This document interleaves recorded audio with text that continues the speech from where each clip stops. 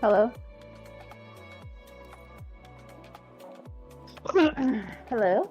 You there?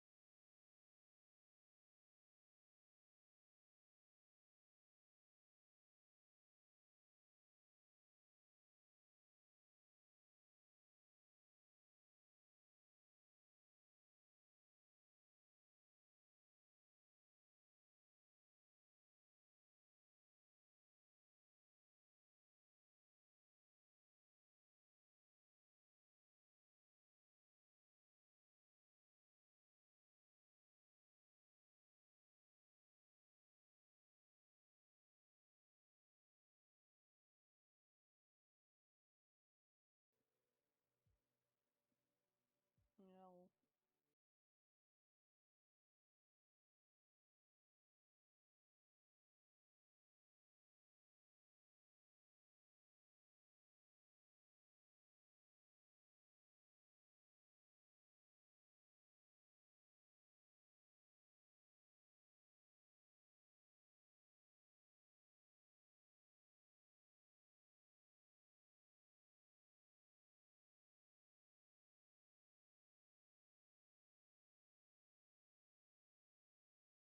Is a wonton tacos. Pretty freaking fast.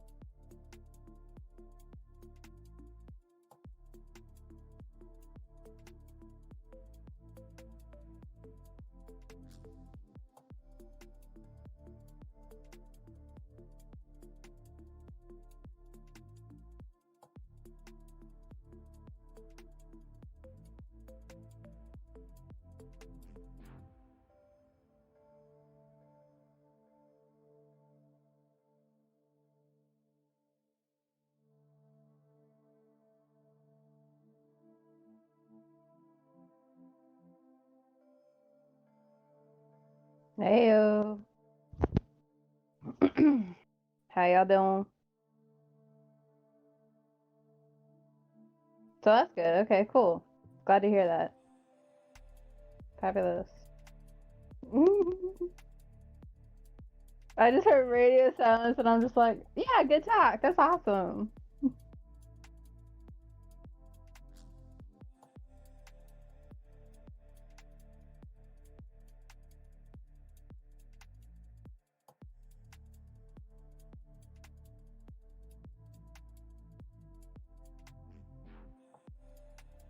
Yeah, when we get some more peeps.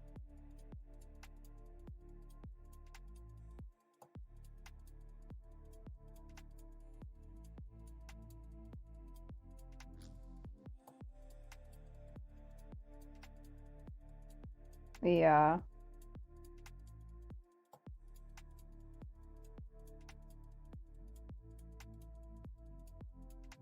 Yep. Give me 1 second. Just give me 1 second.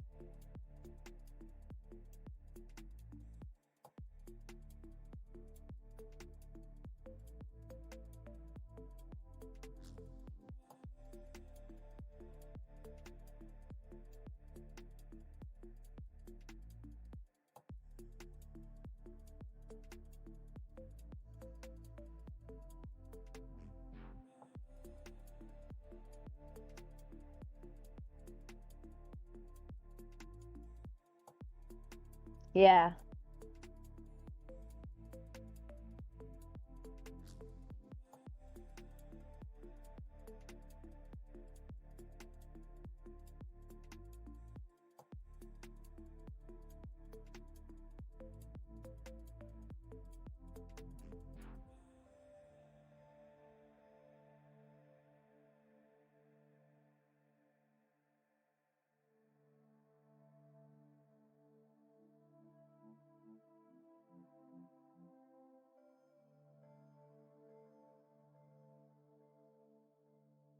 It's just too common.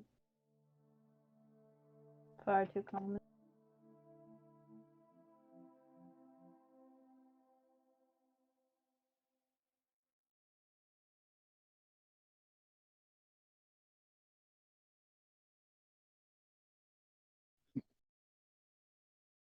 Yeah.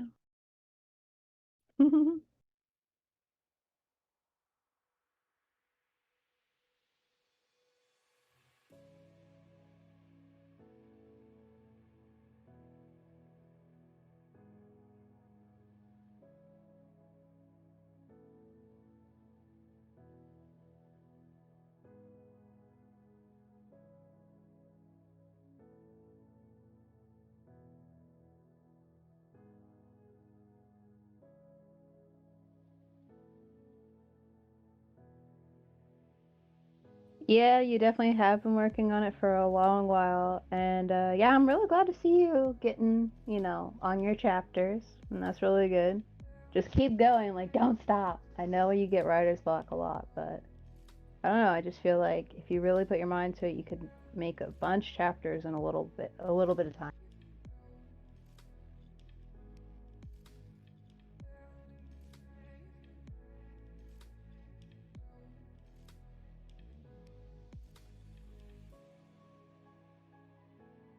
Yes, yes, I know that for sure.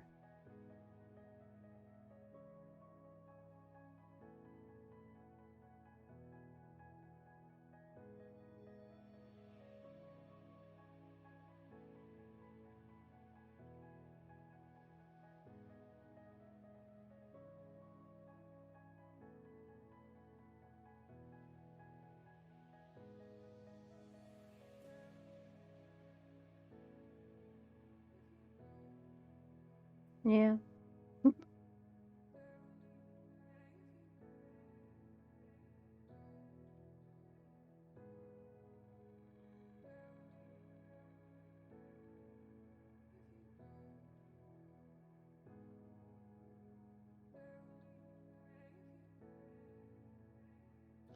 Yeah, it's kind of impossible.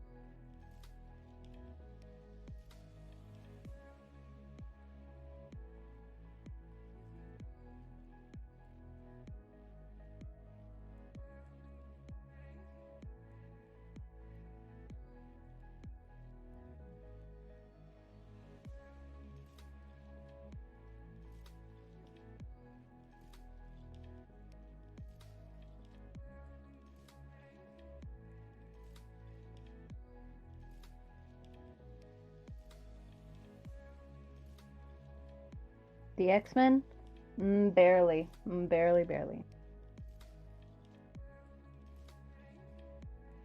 Yeah, I do. But really not as much as you think. I just really like the last two movies. For the most part, yeah. Hmm? Yes, yes I do.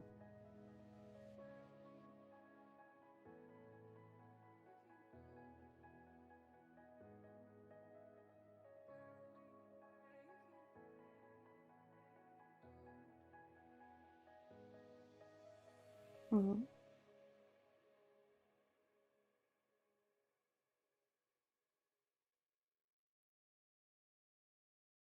Yeah, so Suicide Squad. Hold on. 1 second. Yeah, just give me 1 second. Sorry, someone's knocking on the door.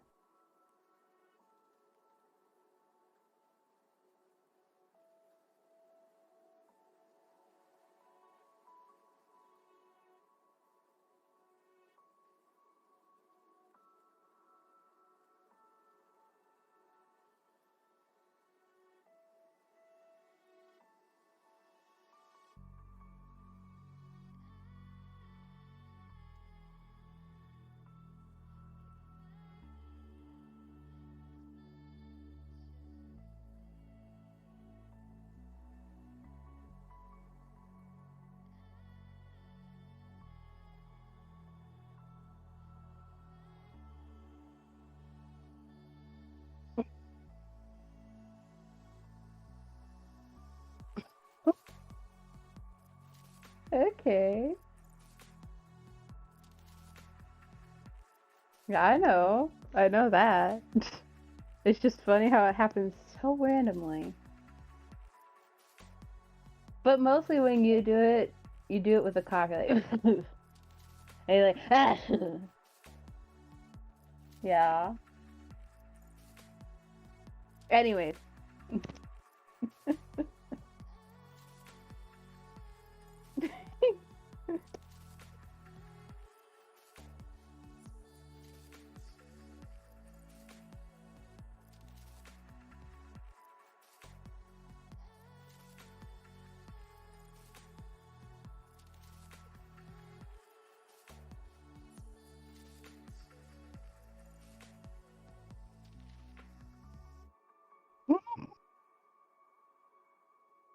What? You didn't know that?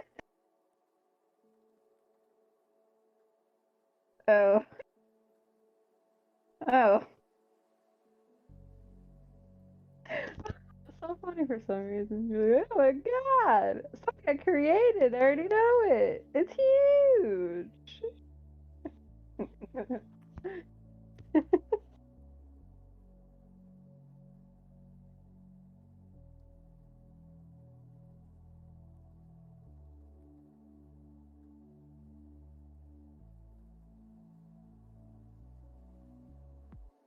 Yeah, I was gonna say I think but I don't know if it's the one I'm thinking of because I think you made more than one.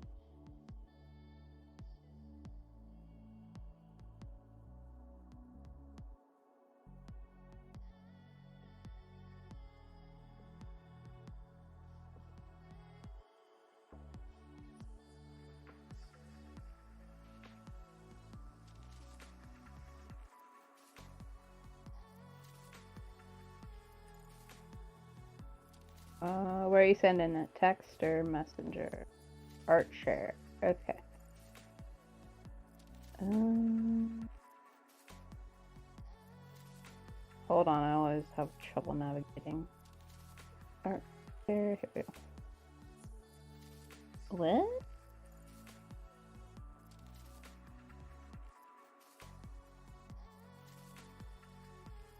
I'm sorry if you can hear this engine revving in the background. I'm sorry if you can hear that.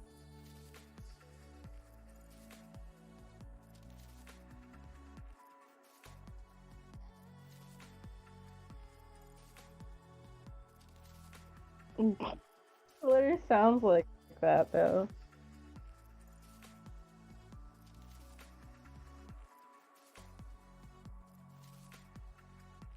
There's about to be a race outside. But anyways. Sorry, I'm distracted. It's Saturday. Yep.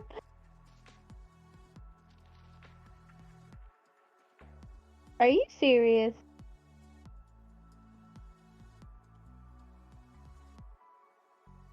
A horror forever? Let's just see how we go. How about no time limit right now? We'll just see. Let's see.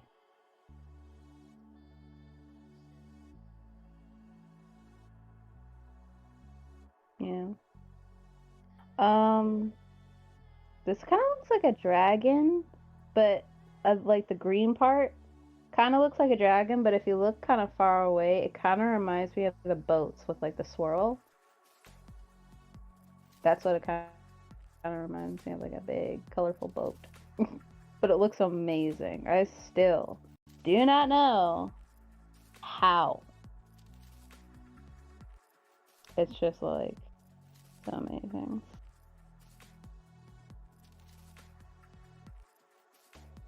No, I know that. I'm just still stunned how you actually did it, because I can't do this.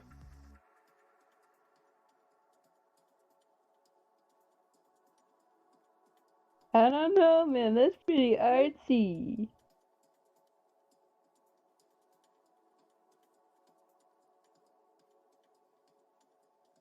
Yeah.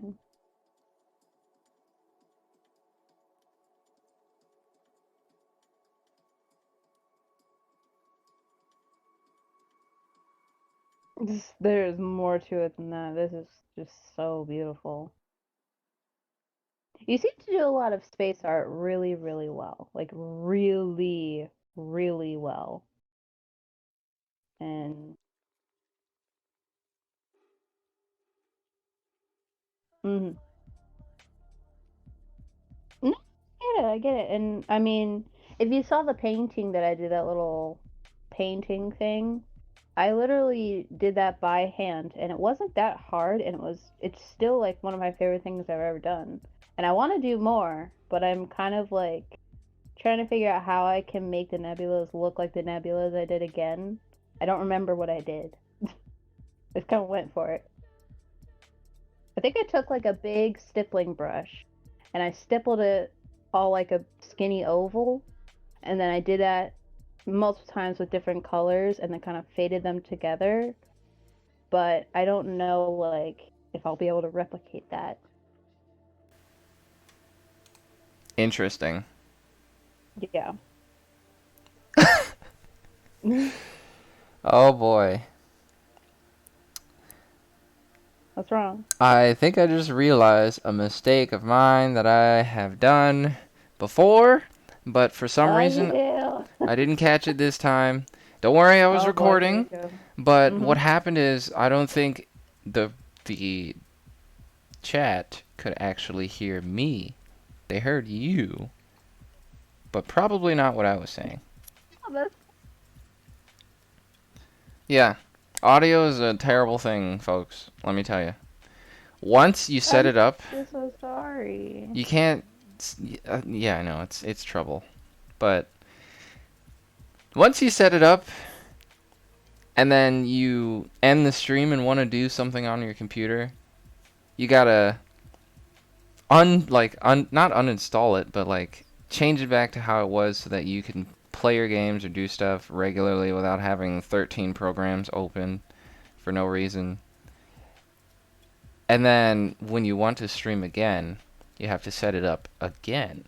But then you might not realize that you might not know or remember how you set it up the first time. And then sometimes when you set it up exactly how you did the first time, one program might not take the setup the same way again. It's so weird. But yeah, How long do you think that went on for? about 20 minutes. So none of what you just said they could hear. Yeah, it's about 20 minutes of speech, but it was mainly just me rambling on about the title and the nebula itself. Folks, what you're seeing right here is... let me rewind. Hello, how's it going, everybody? It's me, Blackfire Slayer. You probably didn't hear me earlier. She already said hi. The audio might have been out, but just in case, hello, hi, how's your day going? Good. Glad to see you. Right now, we're talking about my story. I'm trying to do this as fast as I can. It's called Outcasts and Icons. I tried not to make it sound like the X-Men or Suicide Squad, but it's kind of like that. And they're all in space, and this whole story takes place in what you see right now, which is a nebula. Not a galaxy, a nebula. Nebulas are huge, but not as freaking big as galaxies are. I was thinking galaxies were way too big. Way too big. So I was like, let me go small. Nebula. Boom. Big old puff of swirling gases and blah blah blah. That's coming from that big old star you see right there in the blue and the purple. And that's where we were. That's a whole 20 minutes packed into one little 2-minute rant. I can't stop staring at it. It's just so freaking pretty. Chat, Like, really. Chat, I can't tell you how much I feel so. I feel like I missed an opportunity to really just cough and sneeze, get it all over with. Oh my god. But now everyone can hear me, and now I'm nervous. So just bear with me while Good lord, we're a hot mess, I swear. Only for This today. is why Saturdays aren't good. I'm sorry. It would have happened on Friday too, you know. It would have been worse. It would have been worse. Kicked us into gear. Nah, it would have been worse. If we managed to do it on Friday and Saturday, at least Saturday would be better. But it would have definitely been worse on Friday because I was doing a lot of stuff, to be honest. I don't know. I mean, I was busy as heck too, but like, I almost missed this actually. Like, I didn't even see any of the messages, and then I ate a whole dinner, and I realized, oh, wait a minute, what time is it? I was like, oh crap. Yeah, fool, it's 9:30. I mean 8:30. Yeah. No, it was like 9:13 when I read the message. Oh. Now it's 9:43. Whatever. We're so lax around here. It's so easy to forget. But I don't want to push it on anyone. No, yeah. What was I gonna say? I was gonna say something. No. Oh, this is what I want to ask. So, okay, this nebula right here that you made, gorgeous and glorious. How big is it compared to planet Earth? You see one of those very, very dim stars. Not the ones in the background, but like the ones in the gas. Mm-hmm. Alright. One of those stars is like 13 times as big as our regular sun. It's gonna sound stupid. I don't know how big our sun is compared to our Earth. I don't know either, but compared to our Earth, freaking the sun is freaking huge. If Earth is like one of the islands in the Bahamas, then the sun is Mars. I mean Jupiter, sorry. Like I wouldn't know anymore. It's huge. Okay, so that doesn't answer my question at all. Okay. How about the Earth is a marble and the sun is a beach ball? Okay, that's better. That's some dumbery right there. I don't know. I couldn't think of anything. Whatever. I'm not a scientist. Anyway. No, it's fine. It's my brain trying to process it, and that actually helps a lot. But so how big is this nebula? All right. So if the sun is a beach ball, then this nebula is probably like our entire county. What? Yeah, it's huge. Wait, no, this doesn't make sense. I I don't know how to scale Sun is this. a Okay, beach ball. it's Then the nebula is our count. yeah. How big is our county? It's huge, right? And I don't know the and scales. I've never been asked like how big is this nebula? It's huge. It's big. You can't you can't well you certainly can't walk from one star to another. So Wait a minute, actually, it was so funny. This was the next question I was gonna ask, and I feel stupid thinking about it now. But I'll ask anyways, because I like people seeing this kind of stuff, how my brain works. So I was thinking, like, would we be giant size, like, people compared to your characters? oh no, they are much taller than us. Yeah. Especially the dog people. Mm. Are they like skyscraper? No. No, no, no, no, no. They're more like twice as tall. Well, they're more like the size of LeBron James. Or the tallest man on As earth. far as I know, he could be like a 5 foot man. I don't know what that is. LeBron Who that James is. is like a like a almost 7 foot basketball player. 7 foot? I don't know how tall LeBron James is, Okay. but basketball players are pretty tall. So like a very tall, typical basketball player is the average height.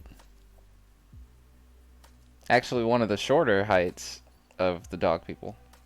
The rest of the species vary in size. Some of them are short, like half our size. Others are much, much taller, depending on what shape they take. And then there's the snakes, and I mean, they don't even have to be tall. They're just huge. Remember that? Remember that snake from Harry So Potter? wait a minute. Nagini? Yeah, that thing. Mhm. That's about the size of the snake things in this story. Oh, wait, like the water snakes? No, the snake in the Chamber of Secrets. Oh, wait a minute. What's it called? Or is that what's it called? The basilisk? Something, yeah, that It's thing. not the Jabberwocky. That's Alice in Wonderland. I think it's the basilisk. Basilisk. But I can't speak. Basilisk. Basilisk. The basilisk. Yeah, basilisk is that's how yeah. The Harry Potter snake. Yeah. That's all I know it by. Well, there's 2 Harry Potter snakes technically, from what you're thinking. I only Well, there's seen probably one. more than that, but there's 2 main ones. There's the basilisk and Nagini. The first main Harry Potter snake that you see in the second movie. Right. In the Chamber of Secrets, yeah. Yeah. A little trivia for you, folks. What's the actual name of the snake? I don't freaking know. But it's a question for you guys. Please put it in the chat or freaking comment on YouTube. What the name of the snake is, please. No, don't you dare Google it. What's it to you? We will know this later. Dang it, you caught me. So wait, what? So okay, they're really tall. Oh, how big? Compared to like the dog people is what's her name? Avia. Taller. That is a giant owl. Avia is taller. Oh wait, Avia, Or the no. girl. Sorry. I was gonna say no, not the owl. That's Aria. Yeah, that's true. You don't know your character. I do. It's just those Nah, are the names that's nah, supposed to good. be mixed up, you know. Yeah, I know. You always do, though. You always do. I do it to swear, myself. It just like gets like published or something, and it becomes like the next Harry Potter or something. Well, the next Harry Potter or something like that. You're still gonna mix up the names, and you're Listen. gonna be famous for it. It's deliberate. It's going to be a running joke. Not just in the story, That's what I'm saying. Yeah, but that is what I'm saying. everyone's gonna mess it up. Listen, backstory, everybody. There is this race called Sledgekins. They have black hair. They look like us. They're about our size. But along with us, with black hair and blue eyes, There is a second species that is under the same name as the Legendkins, who are giant talking creatures. Most of them just look like giant talking animals. Like an owl, or dog, or an alien creature of some kind, or sometimes a snake, which is very confusing, because some people might get that confused with the actual snake species on this book, but you know, there's a difference. I'll get to that. There's two characters. One is a giant owl named Arya. The other is the girl who can't speak with very unique red eyes, named Avia. And they are very similar names, and they will always get mixed up, just because I wanted to do that on purpose. Yeah, sure. And I made Maybe later. I made a Not whole now. backstory about why their names are similar, which I'll get to later when we get into the history of that. But yeah, I think Avia is, compared to her owl, is much shorter, and compared to the dog people is also shorter. So Avia is like your height. Oh, okay. Which is like 5'7". Yeah. Okay, so wait just to recap, how big is Arya compared to Avia? Now that I'm thinking about height. Well, she's big enough to hold Avia on her back and tied. Probably not at the same time. So 7 to 8 feet. So she's like as big as Buckbeak. Yeah. Or Clifford. You know who I'm talking about? Buckbeak from Harry Potter? Yeah. Wow. Okay. As big as a griffin, pretty much, yeah. Right, yeah. Oh, that's what they're called, yeah. I only know them as Buckbeak. I swear if you... No, never mind. Those are... I was gonna say if you ever watched Lord of the Rings, you would see griffins in the air and call them all buckbeak, but they're not. They're just giant birds. If Yeah. any... Hey, that's a good example. If anyone watches The Lord of the Rings, Arya is the size of those giant birds. Yeah. Okay. Yeah. Mm, So, just now that we're actually getting into some of the characters, I guess I should add a little bit more history to this whole nebula. I almost forgot the name of it. As you can see here, scientifically, everyone who lives in this nebula thought or believes that the star, this big white star, used to be much, much, much, much, much bigger, and for some reason it started leaking, or it exploded, or some sort of event happened to where it just released all this gas and stars and crap, and that's how their world was made at first. Nobody knows which species is first, but the first one that I'm going to talk about is the dog people. They are named Creodans. Creodans are like the smartest kids in the class, but they don't always act like they're know-it-alls. The only reason they don't is because, well, the same reason why they're freaking so smart. They live for a long time. Like a long time. One Creodan can live up to 4,000 years. That is longer than that's older than our calendars. Obviously. And throughout their years, they basically learn the same way we do, except, you know, they don't forget. They learn slightly faster. And they have a lot of time to do it. Like a lot of time. So, yeah. Here, let me show you guys a picture of a Crayoden. One of the Yep. characters too, actually. So far, how many Crayoden's have I actually done? 3? 2? I'd like to know. So there's Sujon, Sutera, Kenai, and then a random one that I freaking drew. I forget why I did that. Here, let me see if I can do this. Oh! Oh, yeah.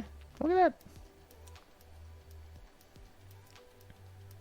I might have to stretch this. Well, close enough. Anyway, this is a Crayoden.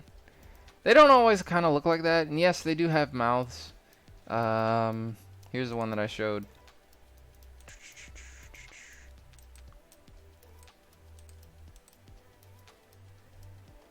No, I don't want to add a comment. Honestly, I think this is more of a more colorful Crayoden than I've ever done, with a lot more shading, I guess. I don't know. There's a huge difference between that one and the ones that I've done recently. Which the newest one is this chick. I'll show you guys in a second. Yes.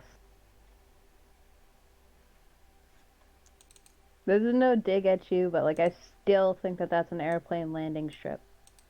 Where? The thing on her head. Oh. Yeah. I don't. I mean, I see it, but like, I don't agree. That's supposed to be a And I'm hat. really not trying to be rude, and I think everyone knows that. It's just that is literally the first thing that I saw. Hold on, everyone. I'm just trying to fit it. Streamlabs is kind of odd with their pictures. The way they do it is that freaking. Well, I don't want to explain it. It's complicated. I'm gonna show you guys. Hold on.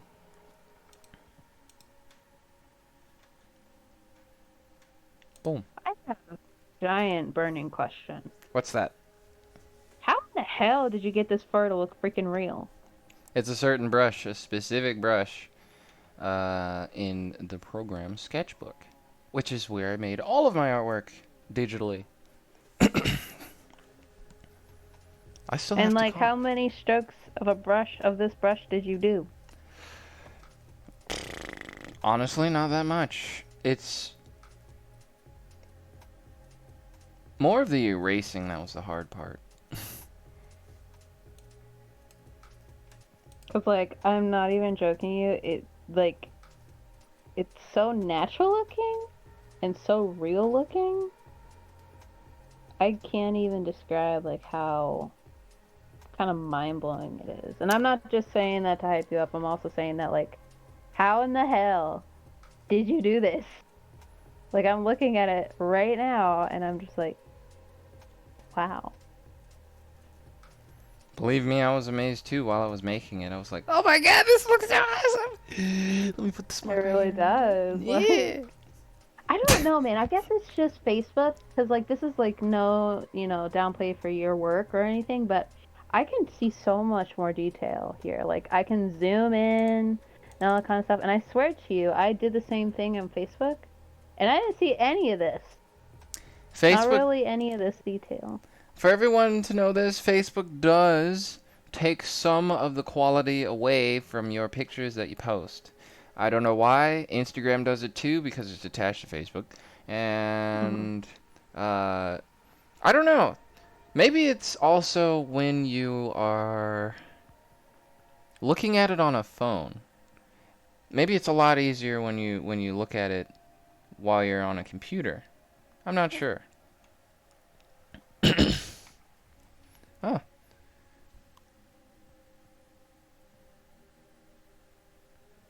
But I gotta say, yeah, It's weird. Facebook is weird sometimes. Oh, hello, Nightbringer. Hello. How Hi. are you doing? Welcome to the stream. I'm good. I'm momming at the minute, so. All right. We're talking about my story right now and some of the newest artwork that I've done. Well, newer. It's not the newest. Cool. I was wondering what you were doing with that stuff. I haven't heard anything about your art lately. Yeah, crunch and procrastination, back and forth, live. You know how the artist's life is. Yeah, because I haven't done anything in like. I honestly think the last thing I've truly painted was Rowan's painting right before he was born. Oh man, how is he doing, by the way? Good. He's eating right now and pissed off because he's tired, but he's good. He's 8 months old now. Oh my Aw. god, it's been 8 months already. Yep, it's been 8 months as of 2 days ago. They grew up so fast. What the crap? I know. You should know. You have nieces and nephews. Well, yeah, but I don't track their birthdays. Yeah, but you see their growth. Eh. They grow like weeds, and you can't stop it. They grow like I know some of my gremlins. cousins, and I only see them like two to three times a year. The only reason I don't, like, stick to their growth is because the more they grow, the more attached to me they get. They just keep coming over and freaking bugging me when I'm asleep. Not to mention, you keep getting more of them. Don't jinx it. The more you say that, the more come out of nowhere. I'm jinxing it, because it's gonna happen. No, it's not. No, it's not. It is. No, it's Anyways. not. You're scaring me. Be scared. I Anyways. already have to deal with six of them. Yeah, I know. It's probably gonna be 10 by the time you're like 30. The newest one is I don't know. She actually turned 1 like 2 weeks ago. And Are you serious? Yes, that was the birthday party I went to. She looks at me Aw. every day, every time I come over or she comes over to my house. She stands up and looks at me, and then she does this like pose thing, like she's a ninja or something. And she just stares at me like, "Huh? This tree is walking. I'm gonna fight it." Oh, Jesus. It's crazy. She's hilarious. Oh, But- My nephew God, is 3. what? You have a 3-year-old nephew? Oh I wait! do. Lynn had him. It's Lynn's kid. Oh yeah! It's been 3 years already? Jeez. Chat, I'm getting old. Just a No, little. I swear to God, that, like, your newest niece, right? Not nephew. Yeah, it's niece. Your newest niece, I swear to God, wasn't even born, like, not even just 6 months ago, it felt like. Like, oh my God, are you serious? Like a year? Yeah. No. Serious. No. No. Yeah. No. I'm sorry, I'm gonna refuse to believe that. That's like, what? I swear, you just said that baby was just born. She was! Like a year ago! No! That was like yesterday! It's not that recent. I swear, it was like only 6 months ago. Anyways, you know what? I can't say this anymore. We're talking about art. Yeah, that's true, alright. Continuing on, segueing off a completely unrelated topic. Sorry, guys. Crayodins, just as a recap, are the dogmen that we talked about earlier, and their signature, like, what is the word? I keep forgetting the word for it. But the way you can distinguish them is like the 4 ears. There's 2 ears at the top, where you see that little landing strip on her head, and then the 4 ears that droop down past her shoulders. What are you laughing at? I just looked at it even more, and even more it looks like a landing strip because that little light in the center, that looks like the light that they show at night for the plane. It's hard to draw circular objects from the side, for sure. And it's not bad either. Like, it's a good looking landing strip, but they really does. I can't get away. You go ahead and try to freaking draw a bowl on someone's head. Wait, what is? It's like a bowl or a hat. A bowl? A bowl. I know, I'm saying bowl, bowl? weird. Like a bowl, like a cereal bowl. A bowl? Cereal bowl. Okay. How do you say bowl? A bowl? Yeah, it's the same. It's the same thing. I don't know what you're talking about. It's a bowl, and then I A thought you bowl. said, and then you're like, no, I'm saying ball, and I'm like ball, and you're like, no, bowl, like I have cereal bowl. I still have an accent somehow. I don't know what, but it is. Of what? I don't know. It's just there. An accent of nothing, really. I don't know what you're talking about. It's there. It's not. It's not the Oh. same accent as yours. No, mine's more southern, because that's just where, like, how I grew up. I certainly don't have a southern accent. But you see, Yeah. my buddy Lester over there. Anyway, Crayons. They only have 3 fingers, and they have claws, and they always have colored eyes. They don't have like brown, black, not very commonly blue.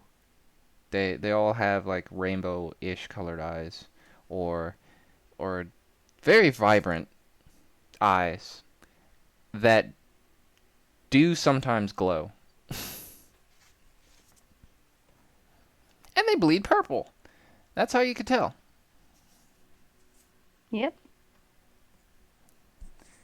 This one right here, her name is Sutera. She's a mother. She's sick.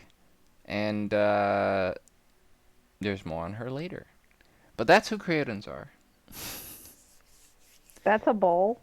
It's not a bowl. It's a hat. It's a Okay. big, very fancy technological hat that helps them speak and breathe. It could also kind of... Nah, doesn't look like no satellite dish. It just really mean- does look like a landing thing. Anyways. It'll change the more I draw this freaking thing, but it's the first time or second time. Yeah. Here's another picture that doesn't have a landing strip, but It really does! it shows them without a hat, at least. Does that work? Let's see. Let's see. Hey, didn't I help you on that one? I think you did. I don't remember how, but yeah. I think I told you to put more detail in the cape, and I think, like, more... I don't know, flow into something? Something. Hang on. For sure the cape. For sure the cape. Hang on. Slight pause while I transition. There you go. Yeah, okay. Transition? Yeah. See Is that? Nightbringer still in here? Yeah, she's still there. Okay. See, this is more of a full body picture. Along with, well, there's another one, but it's different, isn't it? Would you, if I said dog people, what would be like the first image that pops into your mind? Just like some person with a dog head or Anubis. What pops into my head is kind of like... is this Sutera up here, the purple? No, that's Keynote. Oh, wait. Purple? Yeah, that's Sutera. Yeah, Sutera. Kind of like that, but brown and like more baggier, neutral looking clothes. That's what I imagine dog people look like. Or just, you know, naked, but still a dog, but they're kind of like not on all fours, they're on just 2 legs. Yeah. Honestly, These guys definitely remind me of Storm's artwork. Remember Storm? Remember Storm? Long time ago. Who? Storm. Storm. Mm-hmm. Was I around? No. I mean, yes. You came in as they were on their way out, actually. Oh, Storm. Okay. Yeah. Reminds me of that sort of artwork. There is nothing against their artwork at all. It's actually really good. But there's a lot of... Didn't they have a costume like this? Yes. Am I thinking of the right one? Yep. Ah. There's a lot of common styles of... What is the word? It's like anamorphic or something like that. Animal. It's more commonly called furry art. Yeah, I don't know. The only reason I don't want to use the word I swear furry art... people mostly call them dog people. Nah. They always say furries. Always. The moment I drew freaking Sujon, everyone was like, oh, and started wearing that hat. Everyone was like, are you a furry? Are you a furry? No! I just like the hat and the way these people look. Oh, your old hat? Yeah. Yeah, I was wearing it the other day. You suck. And like my mom actually called me a dog woman. So that's what I'm saying. Like some people do call it like what you call furries. They call like dog people too. I think older individuals usually call them that. But the young ones sure. are like, you're a furry. Eh. Yeah, because that's what we were taught in middle school with the kids that had tails keychains. No offense to y'all. I mean, it's not bad to be a furry, But but that's I don't what want to we be were called taught. one yet. No. I don't have a suit. I'm not trying to get a suit, though. Though it would be fun to scare the crap out of people with it. Moving on. I'm trying to keep myself on track, and I'm also trying to keep you on track as a second admin. Listen, But I'm losing it here. it's okay to veer off from time to time. We're moving, Yeah. and the stream is actually going pretty well. Even though for 20 minutes nobody could hear a word that I was saying. I do want to say on that furry suit type thing, can you imagine being in a small town like I live in southern Texas Oh, and walking yeah. around in one of those things? The heat I alone mean- would kill you. Not let I alone mean, the I'm not people. talking Yeah. about the heat. I'm talking about like the reaction from the people. Like, I live in small town Oh yeah, Texas. judging and like Just from walk society. through freaking United with that thing and probably get shot by 30 people while they're screaming. Ah, it's a There are wolf! fans that people have built that the military has bought for the fursuits. I see. They made fans to go in the fursuits because it was so hot that the military bought to keep people cool.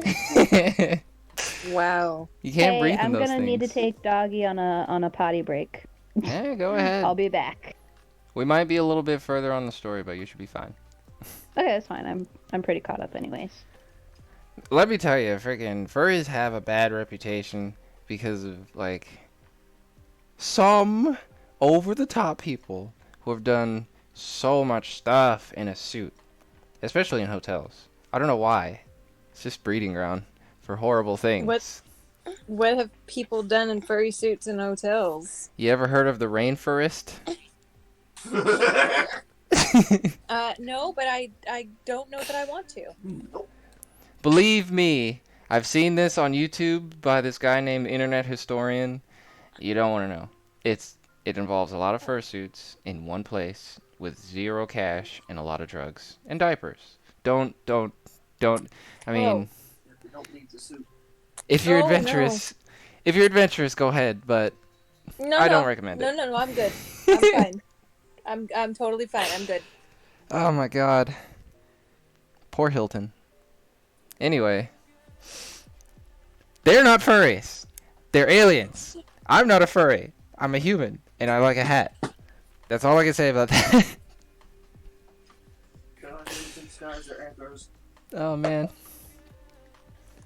Can't hear them. Yes, I can. Oh shit. Whoops.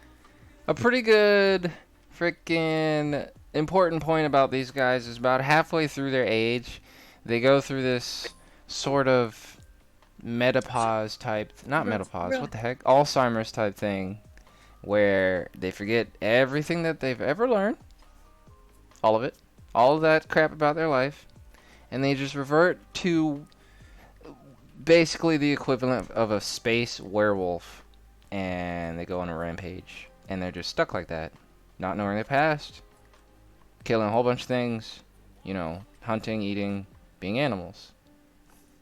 They don't like that. It kind of sucks, especially if one of them is on their home planet still, and or in space in a closed place, and then all of a sudden someone turns, and then they're like, "Oh crap, we're gonna die," because these guys are powerful as heck, because they're werewolves after they turn. They all do that, all of them. So the Creotans thought it was a good idea to just exile them to their own special planet somewhere out in the nebula. I haven't thought of where, but it sounds like a good place. Don't go there. You might die. This sounds interesting. Except for the might die part. I mean, Yeah. that still sounds interesting. I think that's just about it about the Creotans until they meet someone else in the nebula. That's just them alone. But obviously there's other people here. Hold on. Let me find my list. There it is. For the sake of time, I can't really go through all of them just yet, but I'll go through all of the ones that are actually in the story right now, and not just ideas. Earlier in the stream, I mentioned a race called Celedricans, and I actually mentioned them way before. I don't have any artwork on them. I should have, but they're all drawings, and I never took a picture of them. Or did I? Wait a second.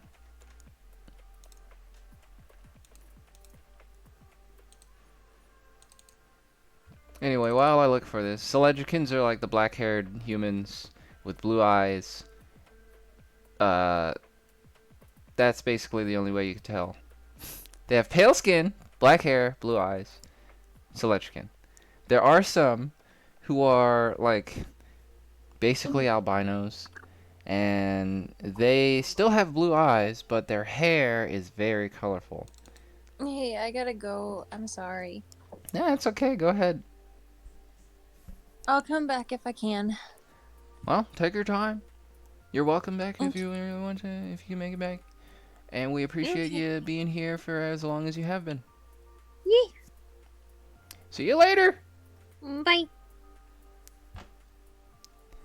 Celedricans are like, well, yeah, I already told you. They're like black-haired, black-haired humans. I'm looking for a picture of them, but I don't have any. I thought I had one, but I guess not. They are similar to us, except they have certain ways of doing things, for sure. And they also have a whole another alien species attached to them. The Celedricans, like the human counterparts, human-ish, call these bond hearts. What they are like big freaking giant animals that I mentioned earlier that are attached or bound to specific human counterparts, Celedricans. And they could range from giant owls to giant kittens to giant dogs, whatever, etc., etc. Flying snakes sometimes too. But they always talk. They all talk. Every single one. Imagine the Golden Compass, except the animals are huge. And they all talk. All of them.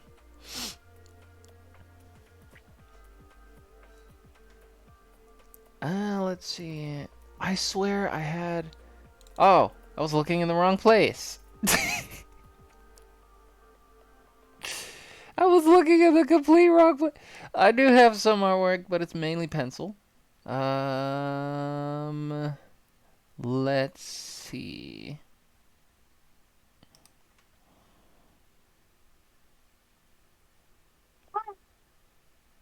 What What? I miss?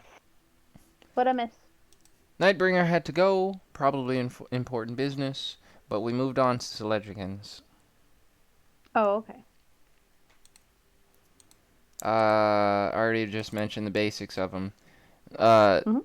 In the sake of answering your questions about like size and comparisons, all Celedricans are around the average height of a human, and they only live twice as long as a human.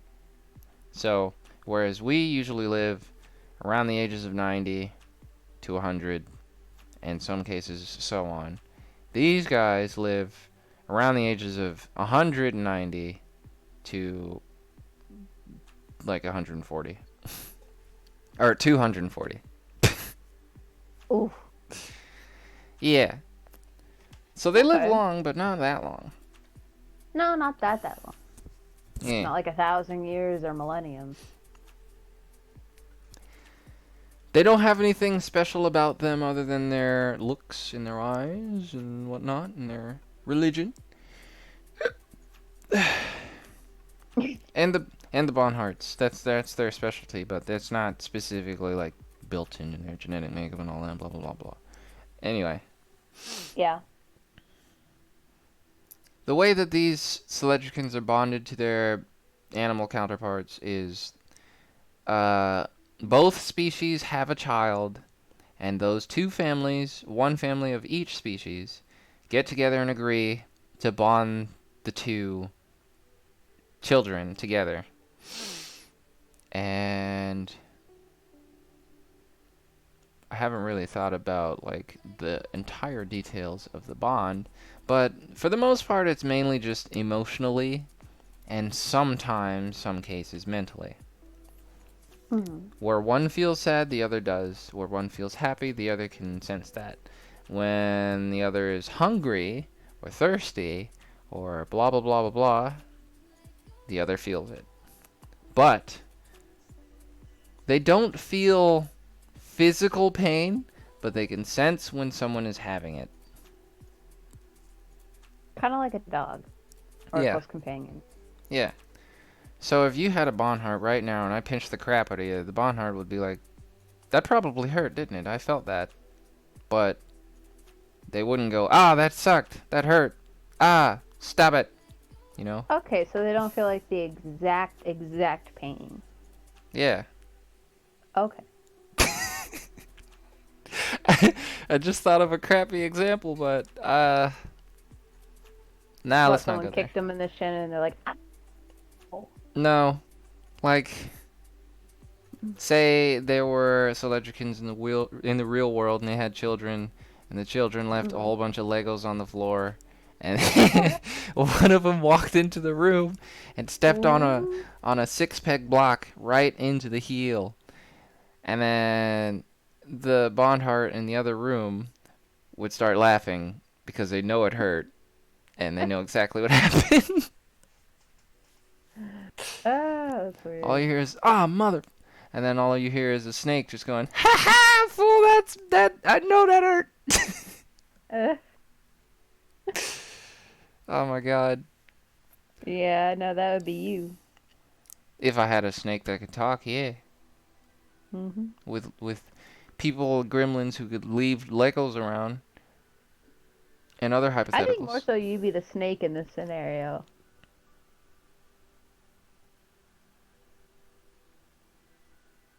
Yeah, I think you're right. Anyway. Yeah, I know. I don't know if I would be a snake per se, because snakes have like a weird reputation, but some sort of animal that is capable of depicting a humorous face when laughing, or knowing that something is extremely ironic and hilarious. Like a hyena, or a weasel, No. or a rat. Rats are hilarious. Or a Squirrel. squirrel. Wait, no. Squirrel. A raccoon. A raccoon. Yeah, raccoon. Aw. I'm more a raccoon. raccoon. Yeah. I like trash. Um. Not like that, but like I like to recycle. So can I talk about like what I'm Yeah. doing? Yeah, go ahead. You good? Yeah. Okay. So I'm not done with makeup or anything like beauty wise, but I've definitely given it a break. And I'm still on said break. I'm still doing it in like my free time and stuff like that, but I'm not really putting effort into posting about it or trying to edit anything uh, for myself. It's just literally for myself that I would do it right now, so I'm on a break. But I've tried to dive into other things, like I'm redoing my whole bedroom and I want to redo parts of my house. And now it's kind of like the art of trying to fit a lot of stuff in one bedroom. Like, how can I make it look so pretty and perfect and hold everything I need or that I have, but also be livable? I'm trying to figure that out right now. I bought a whole bunch of stuff. Well, I'm not gonna say I bought, but I invested in a whole bunch of good furniture, really solid furniture. And a little background, I have had like the same pieces of furniture since I was a little girl. So, well, actually, I think even before I was born, my parents had this furniture that they bought. And I've had it for a long time, and now I'm finally getting like all new furniture, with the exception of like some pieces. But I'm trying to figure out, because my room is big, but it's not like that big. I'm trying to figure out how I can like make it look artful and livable. And I'm thinking about adding shelves and different pieces of artwork and stuff like that. And I'm just trying to do that right now. And I actually am doing before and after pictures. I already took my before pictures, and then I'm gonna have to do the whole process, and then it'll be the after pictures. But it's gonna be a long process, but I think it's gonna be like an art project for me, basically, because I want to make it look really good. And I am gonna take pictures. I already have. Cool. Yeah, I'm excited. It's gonna be a lot of work, a lot of cleaning, decluttering, scrubbing the carpet, and building furniture that's heavy. Like, heavier than you and me combined heavy. Like, it's heavy. So, that's gonna be fun. But I'm moving it all around, and I'm trying to figure out how I can... Because, you know, like, you guys know what IKEA looks like, right? And how they make all their bedrooms, like, tiny, tiny bedrooms, like, basically on a stage set type thing. But they make it look so spacious, and they have all these things on the walls and different pieces of furniture, and not everything's matching, but it all fits together. It's like that. It's literally an art piece.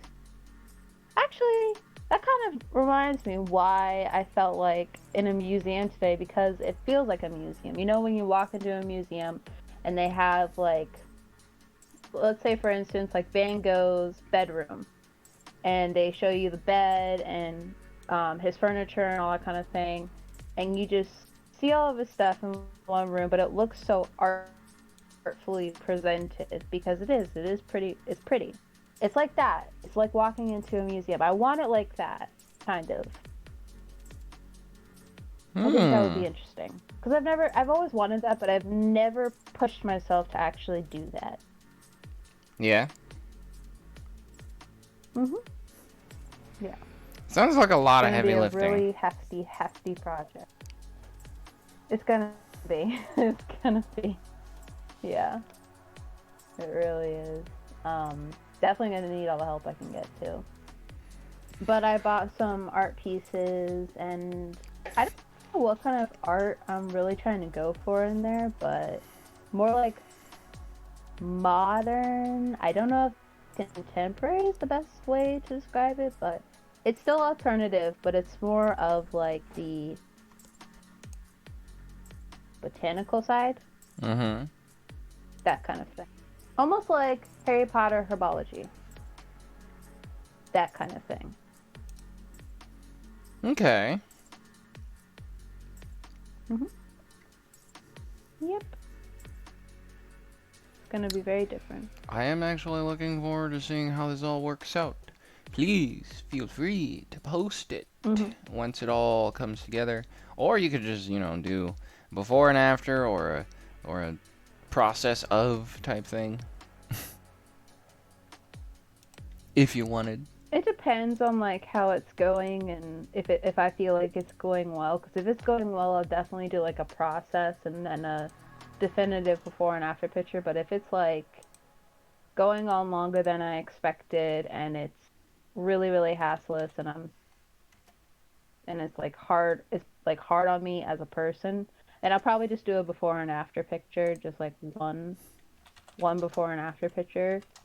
But if it works out good enough, I will definitely do a process. It just depends on how taxing it is. Okay. Yeah. But I'm excited. I really am. And I think, and I've already been kind of getting back into the feel of it, but I feel like, how they say that your environment means everything to you, and it's like more psychological based than you realize? Yeah.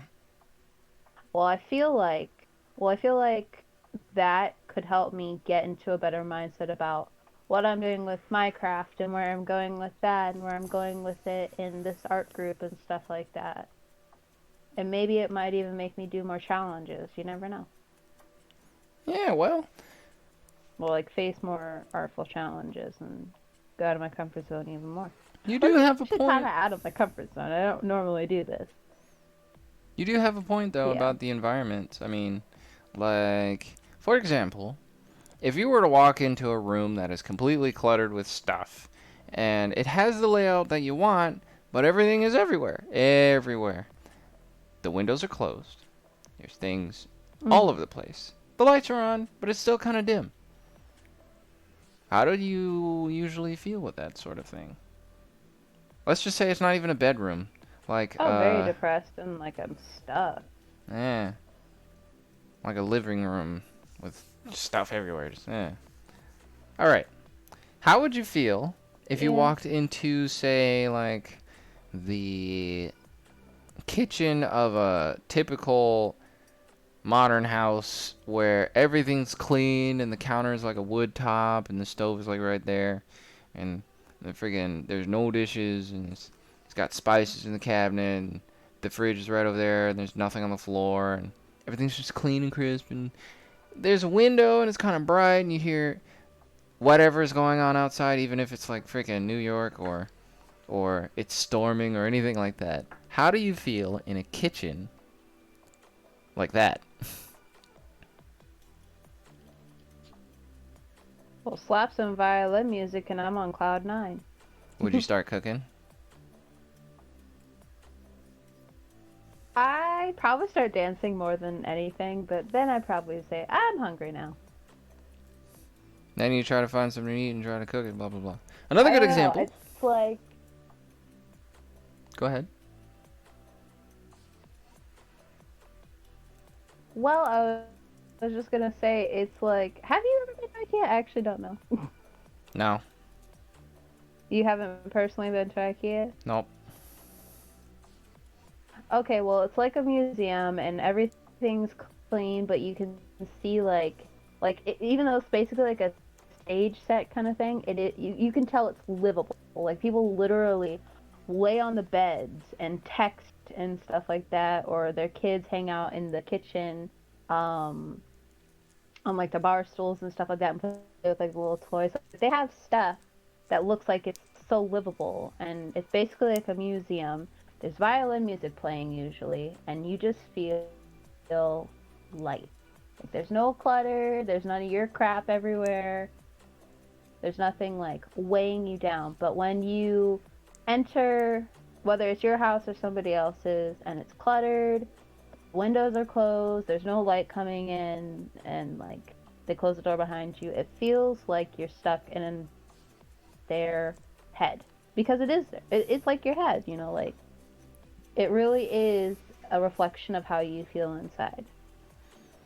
Yeah, the environment does definitely influence any of the feelings that you might have.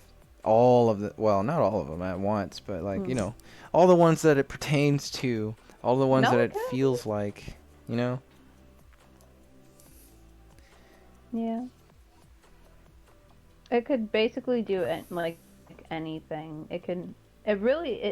I've noticed that like the more clutter there is, the easier it is to overthink about anything and Yep. everything. Have you noticed that? Yeah, there's a lot of stuff on Yeah. the floor. Or just a lot of Well, I stuff think you got to it's think about. just like exactly. It's kind of like when you go on. It's kind of like off track, but on track.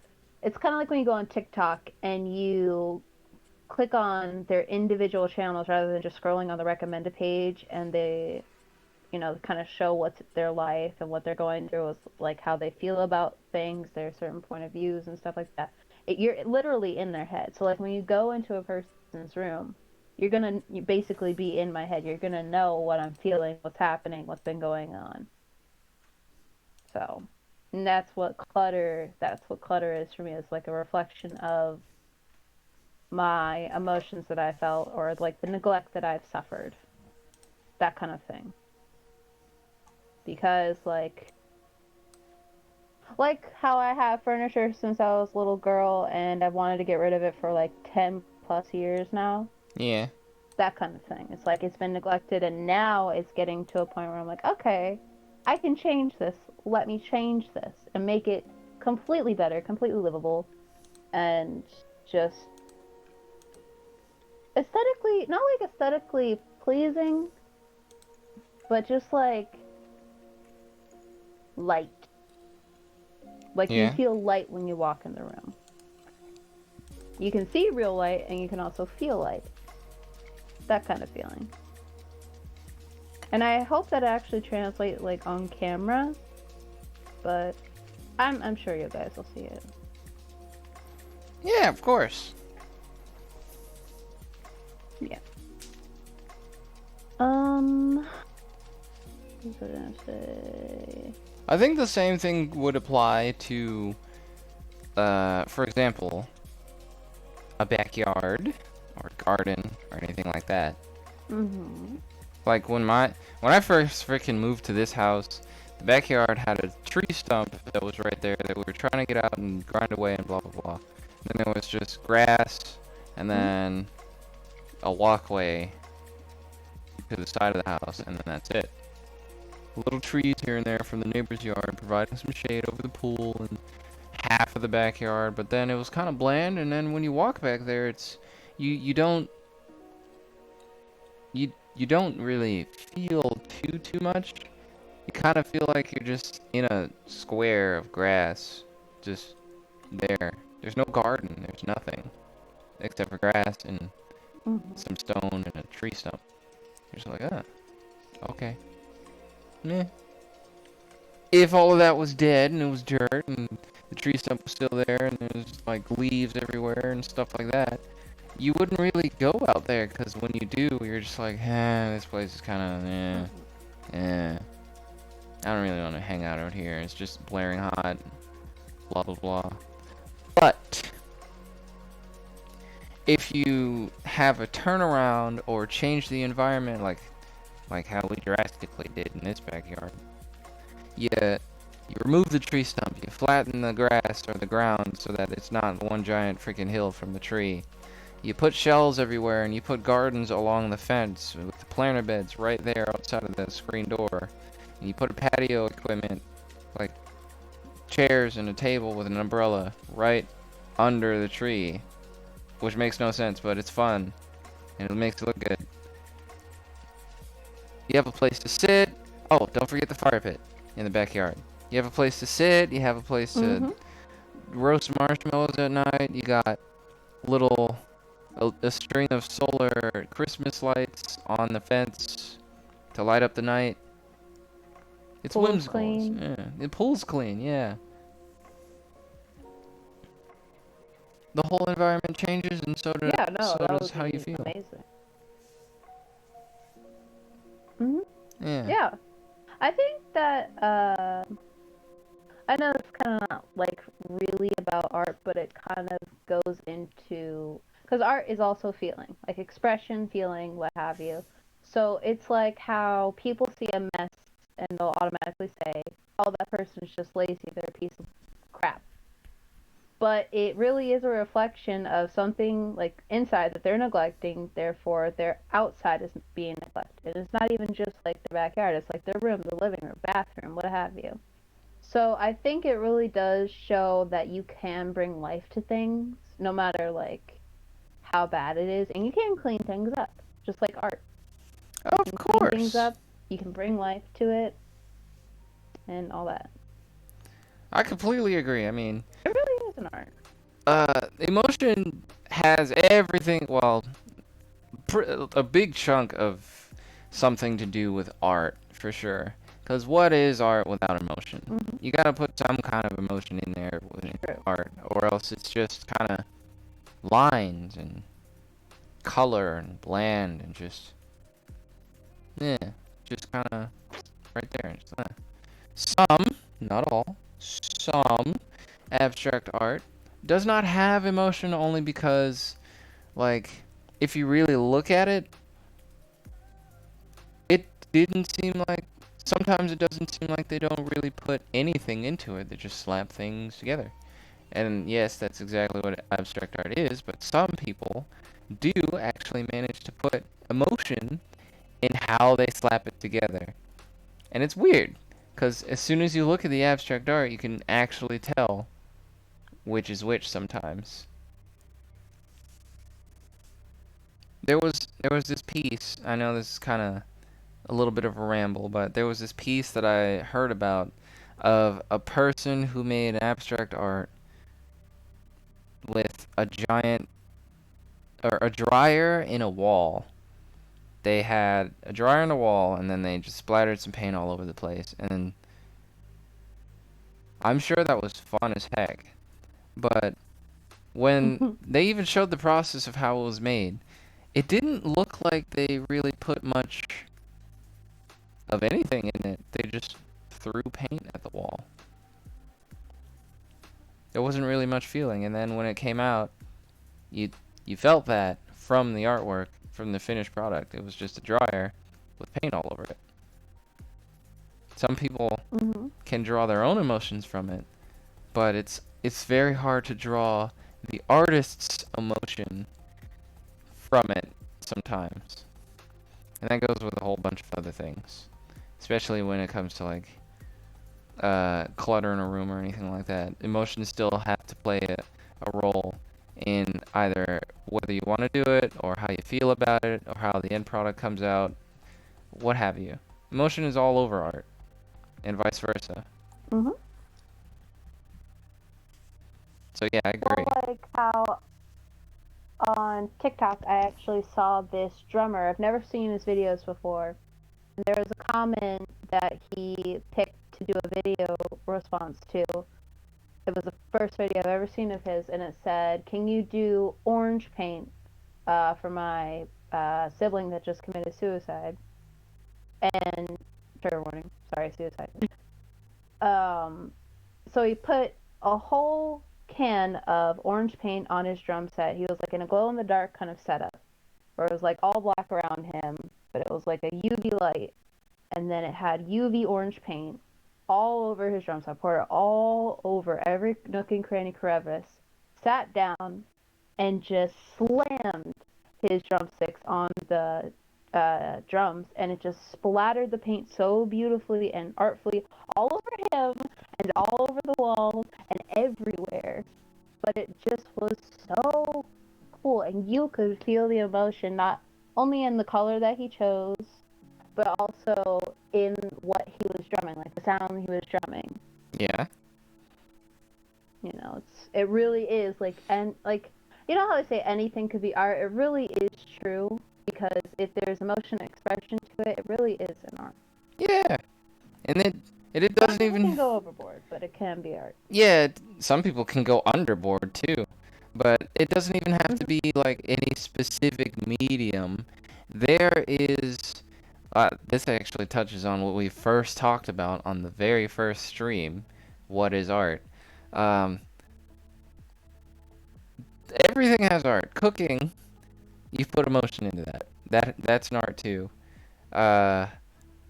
dancing, acting, script writing, painting, obviously, friggin' sketches, movie making, sometimes even talking to people is an art. A conversation with someone else could be very artistic because it has emotion, it has a style to it, it has feelings, it has ups and downs and story Inspiration. and inspiration, and it's a creation between two people.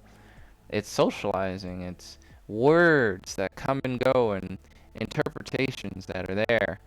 You can look at and listen to one conversation and get so many meanings out of everything that someone says, which is the same Like I thing. just did. Damn, that was beautiful. Yeah, which is the same thing you could do with any art whatsoever, any motion art creation whatsoever that any person or living thing, not just people, can do. Yeah. Oddly And enough. some people even say that face tuning is an art, which kind of is.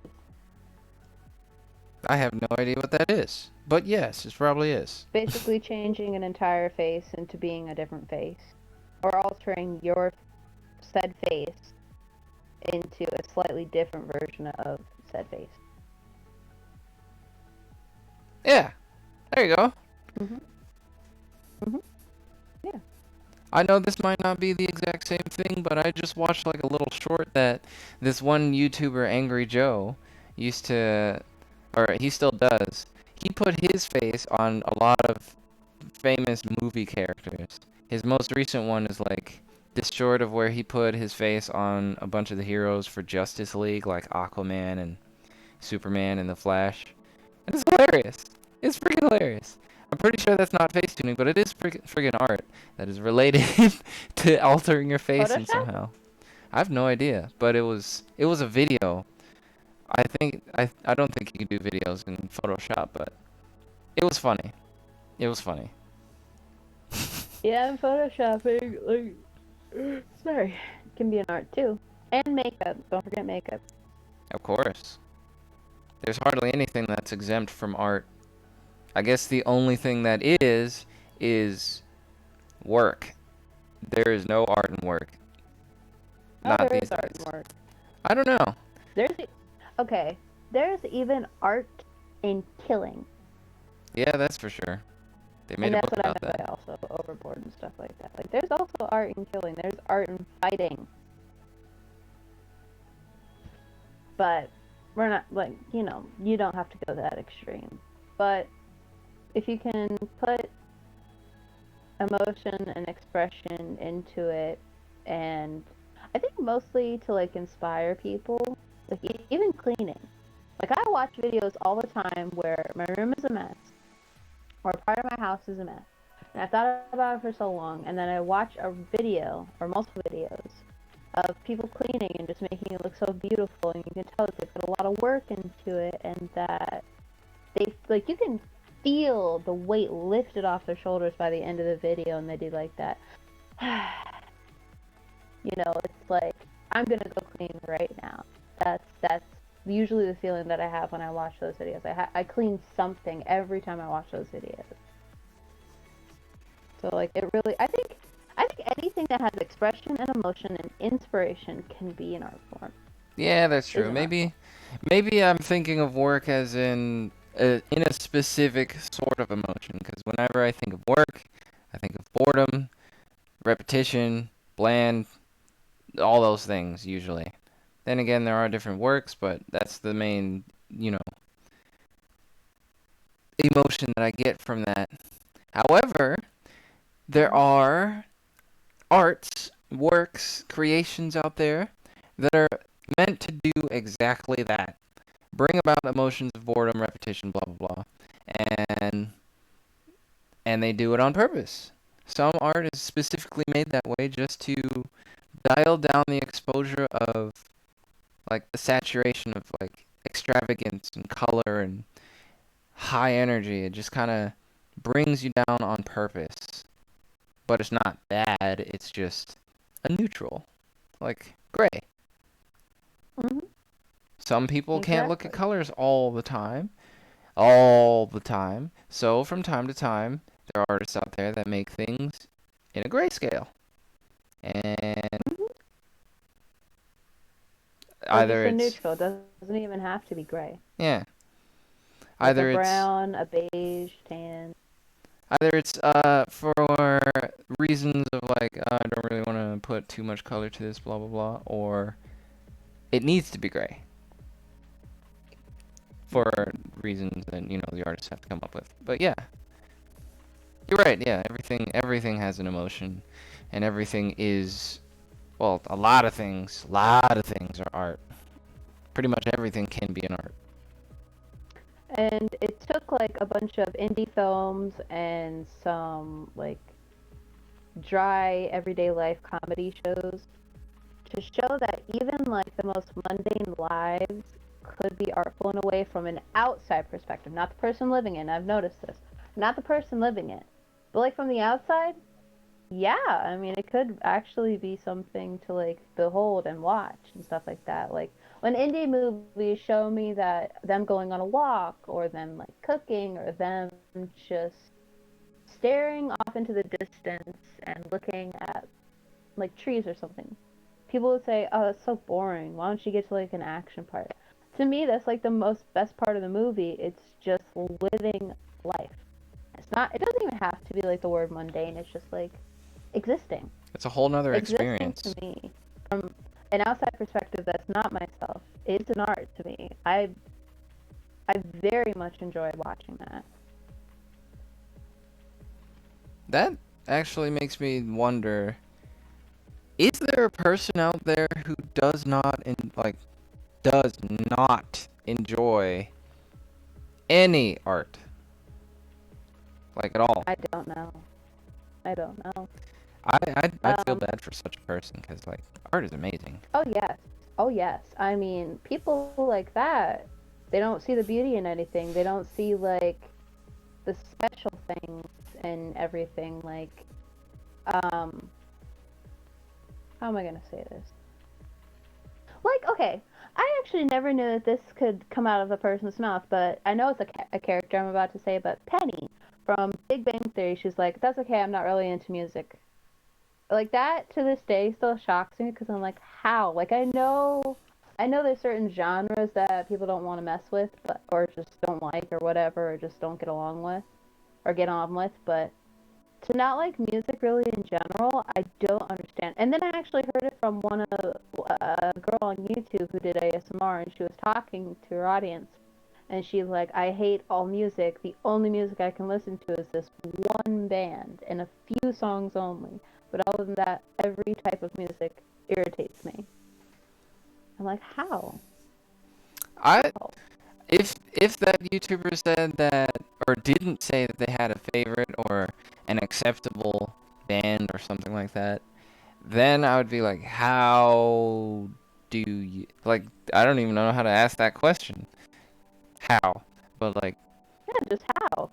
technically, since you said it, the YouTuber does have a music that they prefer, which makes me believe that every single living human, as far as I know, likes a song, a tune, some kind of music somewhere. But if there is ever a person out there who doesn't like any music, I'm curious, but I also feel bad because music is cool. Even the weirder stuff. Music helps most people survive, and that's a fact. It helps me survive many moments. And I think one thing that I'd like to ask is not even just music, but I know people who hate watching movies. And I mean of any kind. Hate it. They find it boring and they'd rather be on their phone. And I'm like, well, what are you doing on your phone? Oh, I'm texting. Okay, well, how many friends you got texted? You're on your phone all day. Oh, I'm on Twitter. Oh Oh, I'm on boy. TikTok. Oh, I'm on Instagram. And I'm like, you think that's more enjoyable than a beautiful movie? Like, there are some incredible movies out there that actually inspire what I do now in my life. So I just don't understand how people can't like certain things. And I'm not even just talking mainstream. I'm just talking like in Any. general movies of all kinds. Like how they can find it annoying, you know, or just so boring or mundane or whatever. I just don't understand. It's like, who hurt you?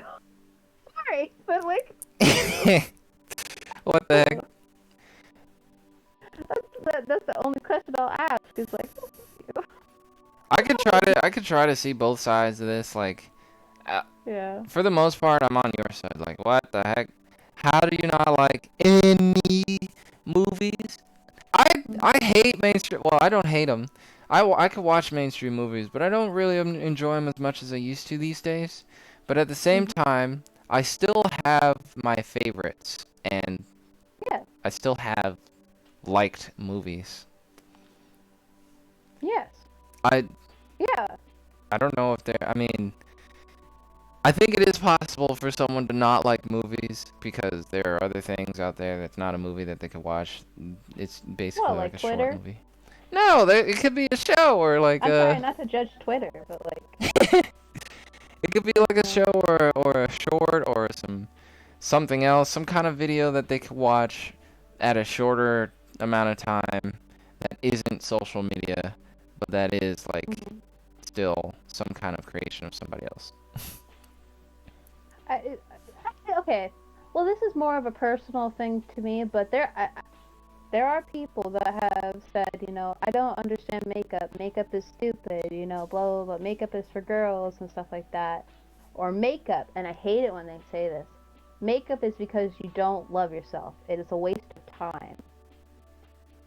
Now that I will never really understand. I'm sorry, but like I mean, I guess I would understand it in like retrospect if you don't like never touched it before and never really understood like the true beauty of what it could behold for you.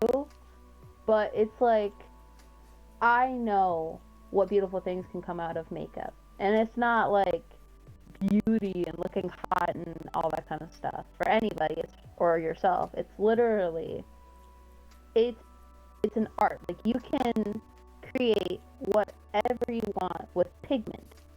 Color, pigment. And that, I don't think anyone can say isn't amazing. Because that's amazing. Like, really, you could change your whole face with colored pigment.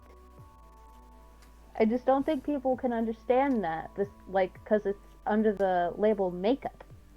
Like, Well, or even if you say cosmetics. I think it is that way only because of how things are today, for sure, and how it was for a long time. As far as my experience goes, I've noticed that a majority of people who do think that way experience the makeup industry in a way where people are really, really harming themselves just to apply it in a certain way because of the exact reasons that they tell you sometimes, like makeup, it makes you hide yourself and blah, blah, blah, blah, blah. Some people actually do that, and they make it a big deal to make sure everyone else knows, thus planting that whole general idea in a lot of people's minds, especially when they're young. Models do it all the time, all the time. At first, they were humble about their things. They were modest. They were honest, and they really did want it to be an art thing. But then, when it became an industry for them, it got milked. They changed, and their image was spread to the younger audiences, or the newer, not really younger, but the people who just get into makeup, and then they perceive makeup as something different other than an art form. That's what I think happened. Well, okay. I know, like, the history of makeup, how it started with the Egyptians, and they used it mostly for protections against, like, eye infections and from pollutants in the air and from God knows what back then with nothing, no medicine or anything, really. Like, no Western medicine or anything like that. Yeah. But, then it moved on to, like, what's her name? One of the queens or something that used, like, lead-based paint every day of her life to the point where it, from, like, the toxins of the lead itself in the paint, which they didn't know about till a long time later, burned her skin so much that she had to wear it literally as foundation to cover what it did to her skin and was still doing to her skin. That's when it really became, like, in my opinion, where it became beauty, like, as in how other people see you. And there was times where it was, like, so frowned upon that you would be in legal trouble if you wore, like, blush, or if you wore lipstick, if you wore, like, anything. And it slowly became an art form when, I think, when it wasn't just, like, on the eyes and lips. When it became, like, patterns on your face, like little flowers or something, or like a little rainbow that you brushed off to your cheek and stuff like that. Like, it became more than just that. And I think that maybe took off in, like, the 70s, the 80s. At least in America. Yeah, at least in America. At least in America. From what I've, like, researched too. It could have also been started in, like, Europe, but I think most, like, American, it was kind of considered more than normal that it wasn't just beauty. But then the 90s and stuff happened, and then those supermodels came in and stuff like that, and they didn't look like the normal everyday people. And that's when people were like, well, I gotta look like this, I gotta look like this, I gotta look like this, my husband's gonna leave me, or my boyfriend's gonna leave me, or whatever. And then it became like, which is funny, actually, because the industry standard to this day is a fresh face, meaning no makeup. Yes, it's Yeah. It's just funny when you mention models. The first thing that comes into my head is like a walking lamp. Oh, I don't know. It's just something that pops in my head.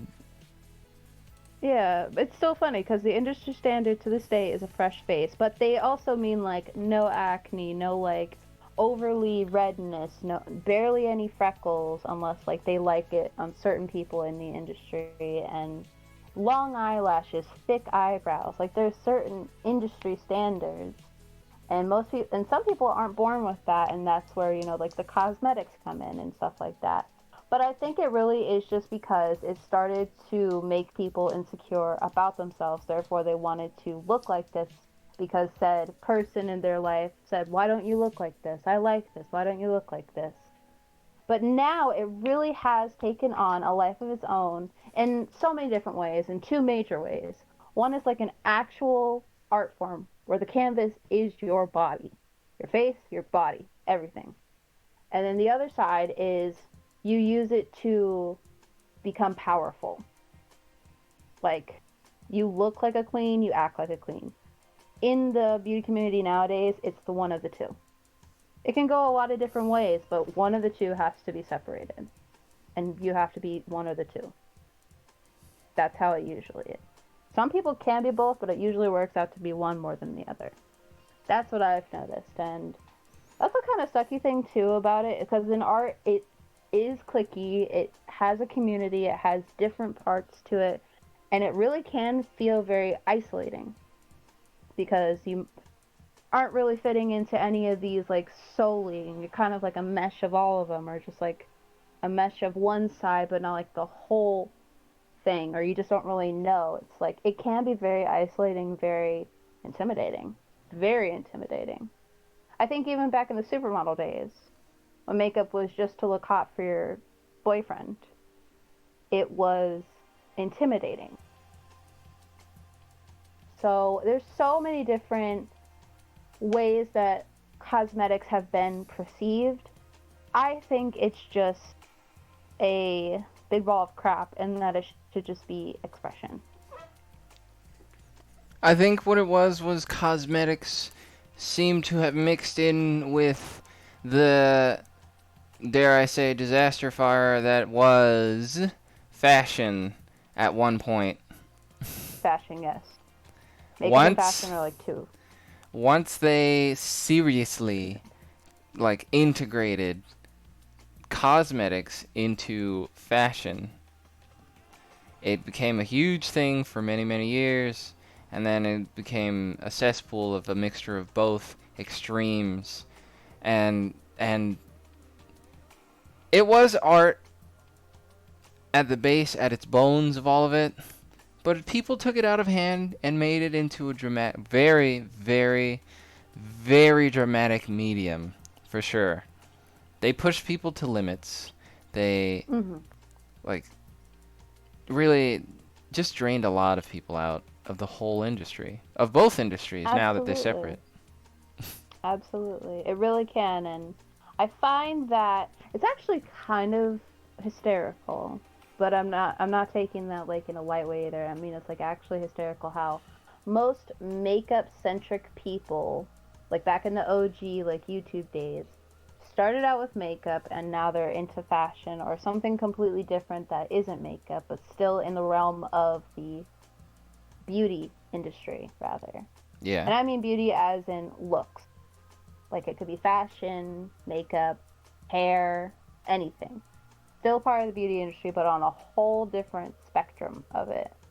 Or how fashion people have now turned to the makeup.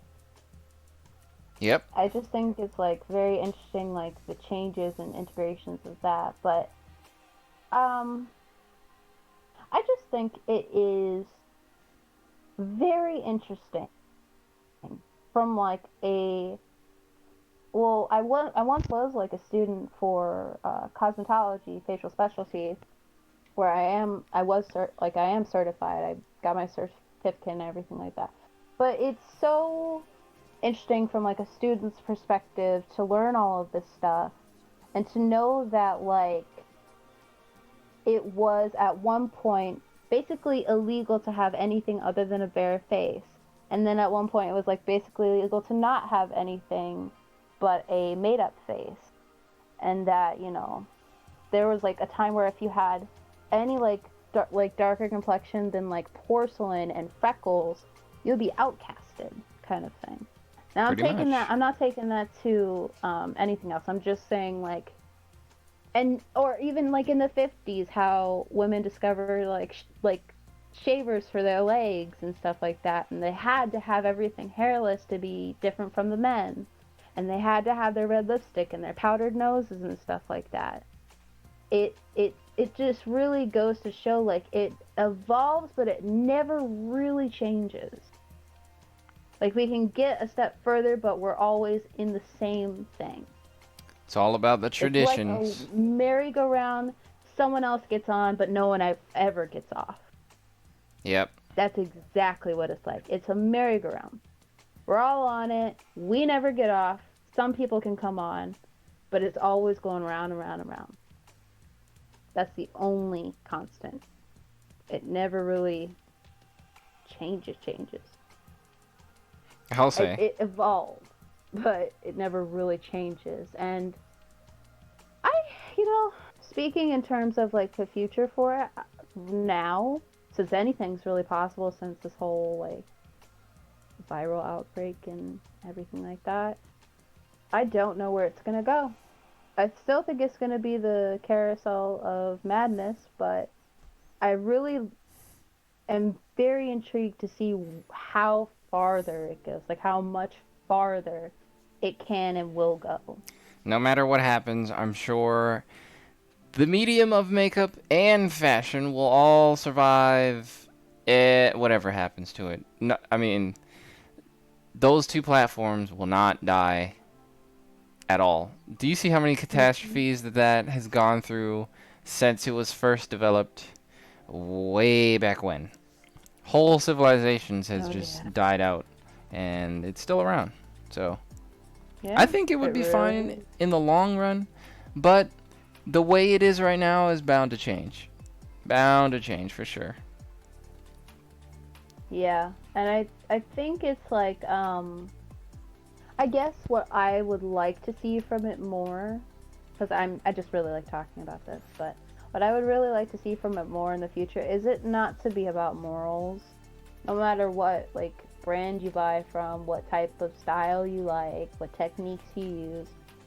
I need it to stop being a moral thing, like a thing of true good or bad, or good or evil or whatever. It's not that, and it's never really been that, other than like the extremes back in the Victorian era. But we are not in the Victorian era. We are in the future, like their future. and I feel like it's gotten worse on some levels, on some really very interconnected levels, to where we can know everything about everything and everybody, but it doesn't mean that it's always right, and it should not be a moral thing. It just should not be a moral thing. It's either you like this, you do it. You don't like it, you don't do it. You don't know what you want, so you dabble. It really shouldn't be judged. Like how everyone keeps saying, makeup has no rules, makeup has no rules. So Yes, then it does. why should brand using have rules? Why should being in, like, on your own YouTube channel have rules of who you can and can't support? Stuff like that. I don't think that morals should be a part of it. Touching on really morals, this applies to what I'm about to say applies to everything that has to do with art. Mm-hmm. It all depends, to me at least, and I hope many others, it all should depend on the intentions of the creation and how it's made. Not who, not what they did beforehand, or anything like that, or afterwards, or anything that has nothing to do with the actual creation itself. Those are the only times morals should, like, show up, is its intentions. If the artwork is intended to harm or do something morally, like actually do an action or incite an action intentionally that is morally ambiguous or morally, say, wrong or right or blah blah blah, that's the only time morals should apply. Anything else, it shouldn't really matter. Art is art. I mean, it's a creation. It has many interpretations. Whatever those interpretations are, specifically up to the beholder and the artist. And the intention should just be what it is and not what you see or how you perceive it. No, I think it's like what you see and the other thing that you said, but not really how you perceive it beyond what you're just seeing. Honestly, if you saw artwork with trigger warning, big trigger warning, a lot of deceased dead bodies here and there all over the place, and it's very bloody and gory and whatnot, and it's depicting a morally horrible scene, right? Mm-hmm. But the intentions are not to, like, make this a reality or, project this blah blah blah to mean this specific thing. Or it's not supposed to be like, this is the worst thing in the world, this is blah blah blah, this is morally bad art specifically, and you should not support this artwork at all, whatever. Maybe the intentions are to, I know I'm wording this a little weird, but the intentions are to only portray the emotions of the work to someone who sees it, and that's it. That's all. There is nothing against anyone in the world living right now. There's nothing against a certain type of people or a certain whatever. Just, it's supposed to make you feel some way, and that's it. That's it. Some people, actually a lot of people, might look at that art, feel that certain way, and then say either I don't like this, or well, it's okay to say I don't like this, but it's different if you say you shouldn't really look at this art is bad, get this out of here, blah blah blah, discrimination, blah blah blah. That's when the morals are going a little too far, for sure. Yes. Because that's not really the intention. It's not really to, like, throw shade at anyone or harm anyone in any way. It's just to portray a feeling, and that's it. To It's give all- a warning, like, say, a trigger warning, would be different. Yeah. Rather than straight up telling them, hey, don't do this. Blah, blah, blah. I get the trigger warning is to be safe, but, like, to directly divert people from interpreting an art piece or a creation just because it does not pertain to your specific perceived morals, that's not right. Not all art is supposed to be exactly how you see it or exactly how you want them to be looked at. All art is different in its own ways, and they have their own intentions. And it kind of sucks how you put a whole parallel moral right next to the intentions of the artwork, perceive it in that moral that you put right there, and then, you know, tell people how to interpret it. No, I think it's more of nowadays. It's all of that. But to the people who are either trying to perceive it themselves or trying to see what that said person that said don't look at this was trying like perceiving, and then that person that said don't look at this calling them out moralistically. That's the problem. Yeah. Oh, yeah. It's like even the lurkers get called, you know, the villain. You've looked at Yeah, this like that. gory artwork and now you're a bad person for blah blah. No, that's not that. No. How does that make No. sense?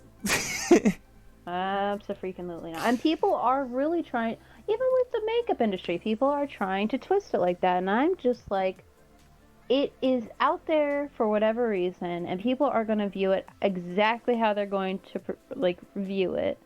And I don't like saying it is what it is, but when you have a whole range, a variety of society, you cannot control how people feel and like how they're going, what they're going to do with said information that you're trying to push onto them. And not even bestow, but push onto them, force upon them. Like, people are really going to do what they're going to do. Like, they're going to buy, at the end of the day, what they're going to freaking buy. No matter how many times you say, no, no, no, no, no. If you are not, like, grabbing that credit card out of their hand, you literally have no say in what they do. And why would you? Why would you care enough? This is my point. It's like, you think it's a moral thing. It doesn't have to be that deep, and you can't control people. I don't think people have been saying this enough nowadays, but you cannot fucking control people. I can't control what you do. You can't control what I do. We cannot control what our audience does. Really, in hindsight. Like, it has to be told. You cannot tell people what to do. You can warn them if it's, like, really scarring, like an artist, you know, their transition into insanity, and then it's, like, really disturbing art pieces, their last few weeks of life. That is very scary and disturbing. Yes, you can put a trigger warning. Yes, you can warn people about it.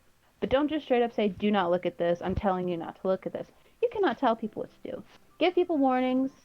Do it in a right way. But, like, at the end of the day, you cannot think that you can control people and what they do. Like, you can keep in mind your audience and stuff like that, like we are. But at the end of the day, people, like, you cannot tell each other what to do. It's like how we're taught in elementary school. You cannot tell that person what to do. You cannot tell your teacher what to do. You really can't. You can speak your feelings, you can speak your mind, whatever. But not everybody has to listen, and not everybody has to care, and not everybody has to do anything about it. You know, that really is human. I have two things to say about that for sure. Yeah, go ahead. One is, well, crap, I almost forgot. Brain fart. Oh. Hold on. All the time, okay. I have it too. Yeah, I mean, a little more on, you know, you can't tell people what to do. This is more towards the people who like, listen to what they say. You don't have to listen to them at all. This is for those who follow them.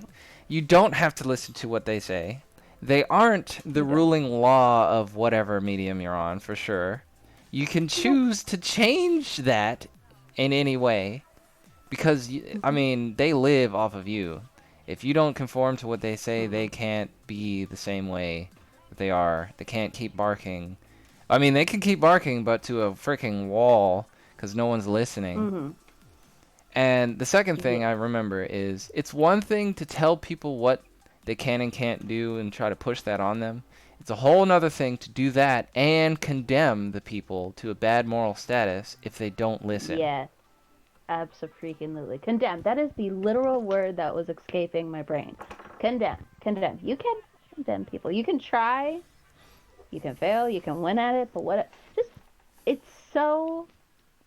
It's just so taxing to condemn people. Not only for the people being condemned, but for the person condemning them. It's like, why do you?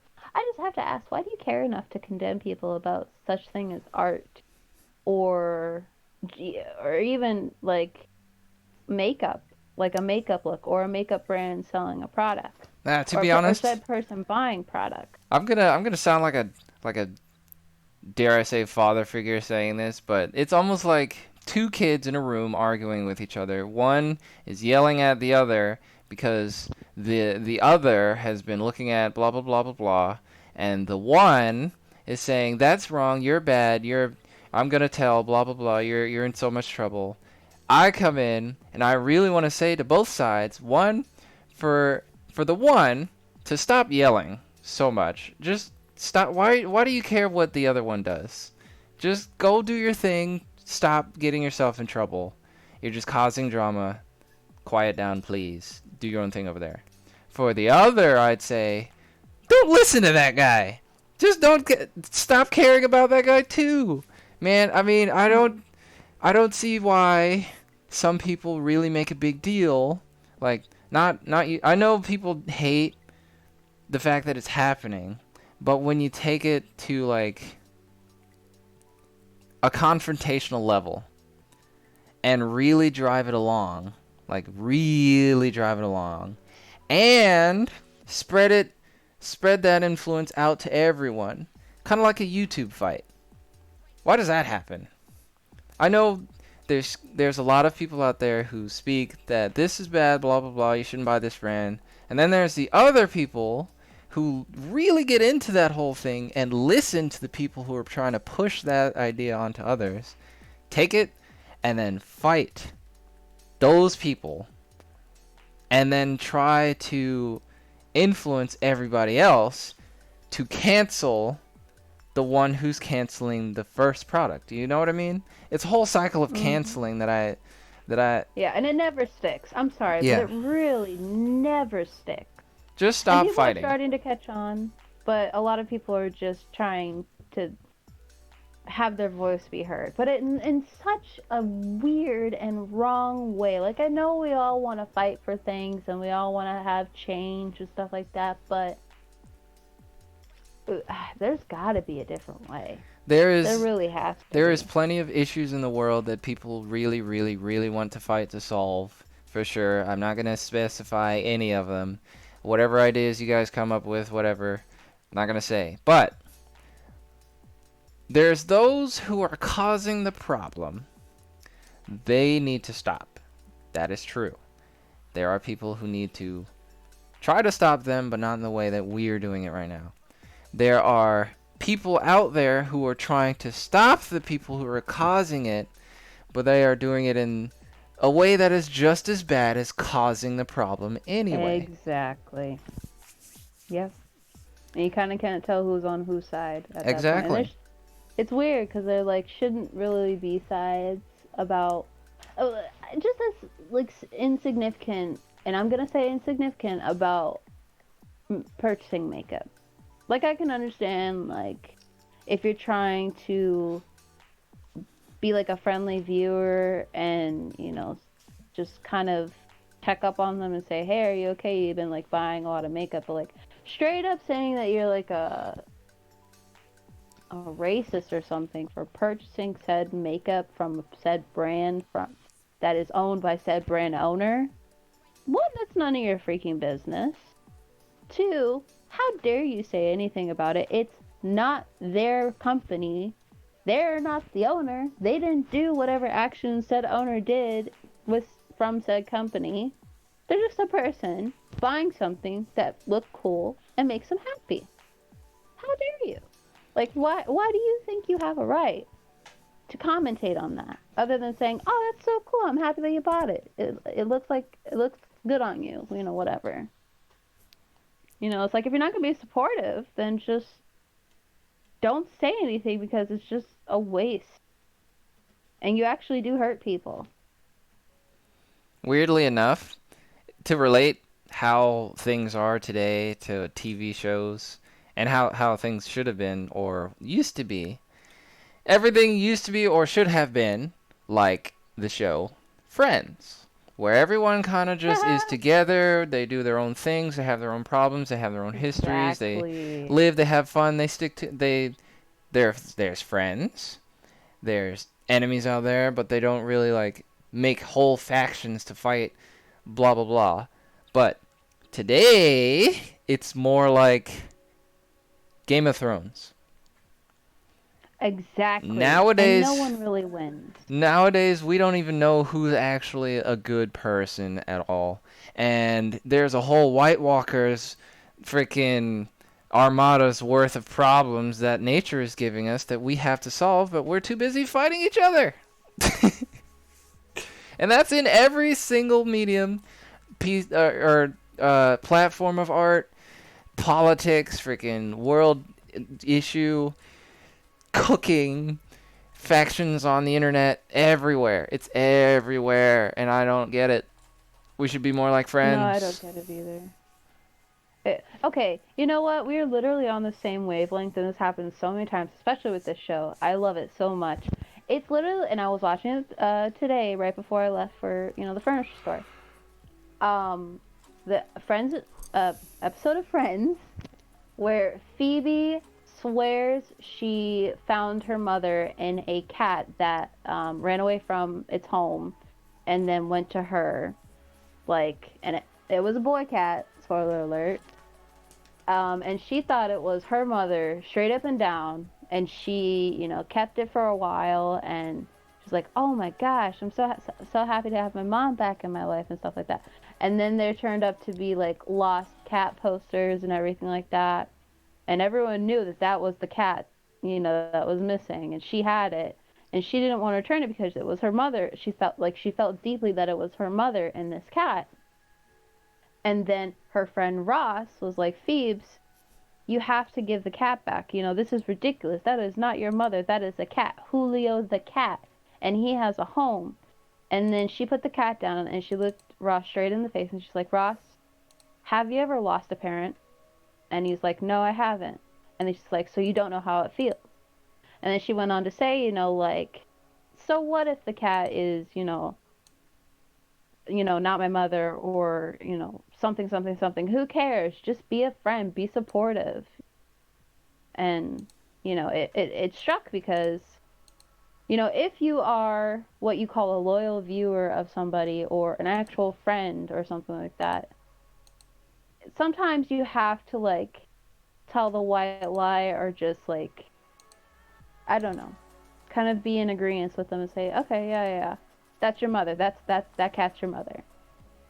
And she ended up doing the right thing anyway. She gave Julio the cat back. So it's like, I don't know. Some people just need that kind of friend. But it also can be like, people could turn it and say that, she was a crap person. She should have gave the cat back right away. She's dumb. She's blah, blah, blah, blah. She's crazy. But no, he listened to her and he's like, okay, I'll be your friend. That's your mother. And then she's like, thank you. But then she gave the cat back. So it's like, I don't know. It is like Friends. We all need to be on the wavelength of friends. We need to support each other, even if we make mistakes. Like, you know how many mistakes Rachel made, and the group just had to sit by and watch her do it, especially with Ross. Especially with Ross on his own, getting divorced 3 freaking times. It's like they all commented on it and stuff like that. But at the end of the day, when he was crying, they had his back. They had his back. And it's like, we need to be this. Like, we either have each other's backs or we don't. But we gotta say it. Like we do. At least if we don't have each other's back, we don't actively just look. We can warn people that, hey, this is wrong. You probably shouldn't do this. But at the same time, you don't have to actively go out and dictate someone's life completely with actions and harsh words to do something that you believe is wrong or blah blah blah.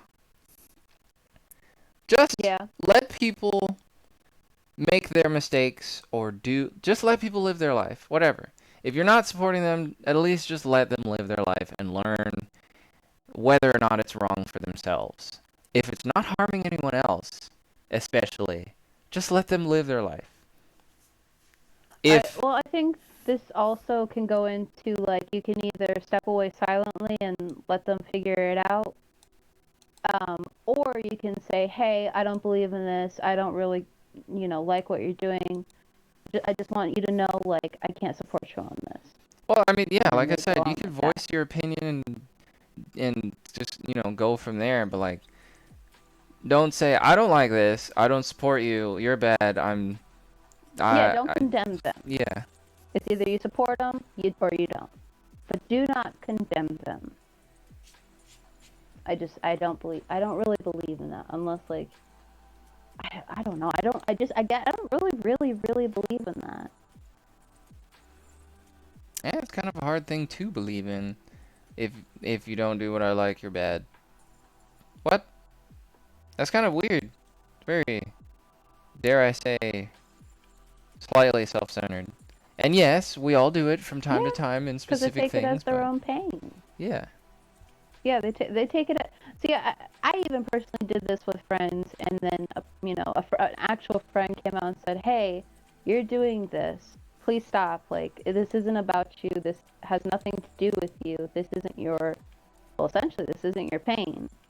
And it's almost like they some like this brand owner in his past did something to a bunch of people, hurt them really badly and stuff like that, and they're probably still healing from it or still trying to heal from it and, all that kind of stuff like that.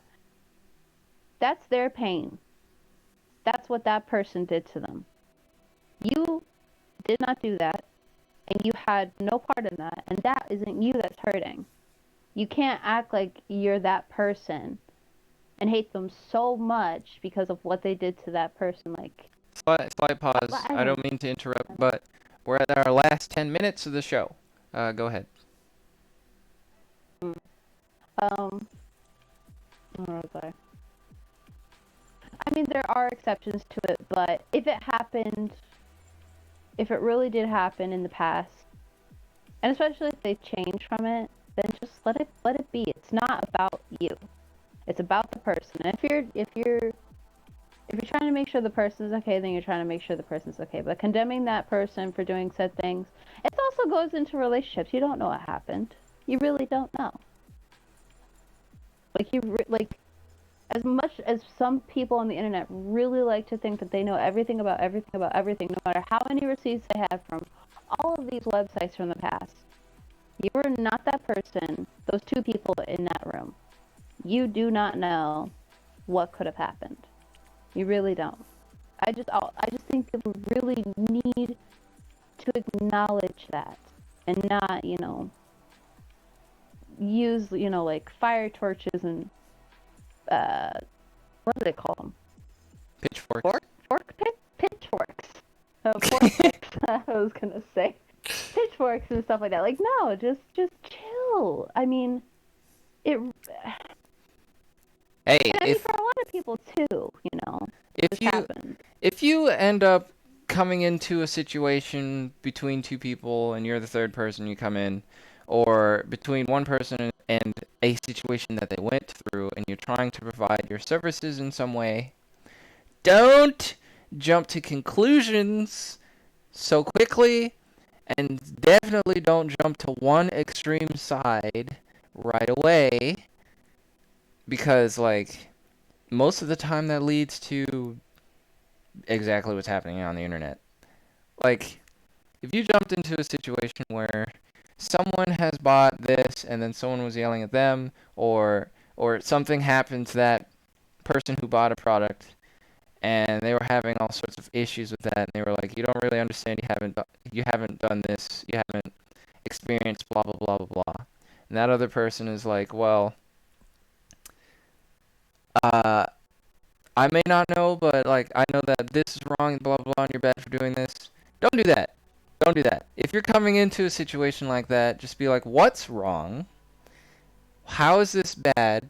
You know, try to figure it out first, think a little bit, and then if you have any advice whatsoever, tell them. If not, just let them experience this, or let them handle that themselves. Just leave them to their life for a moment.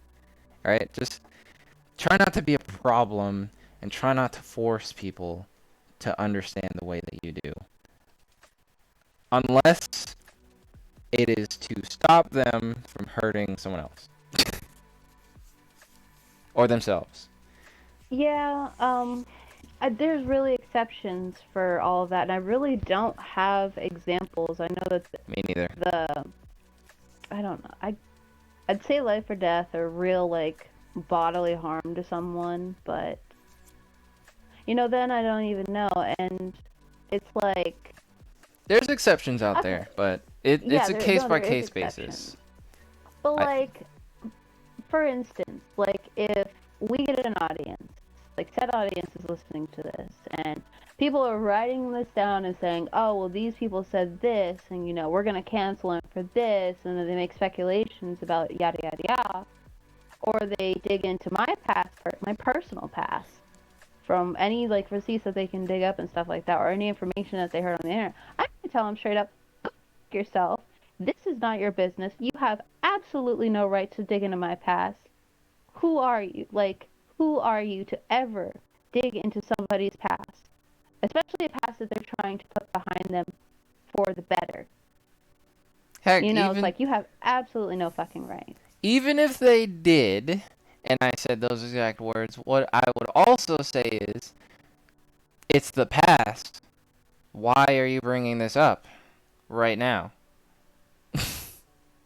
No, why are you just bringing it up in general? And why am I supposed to care if it's the past and you're bringing it up now in general? Like,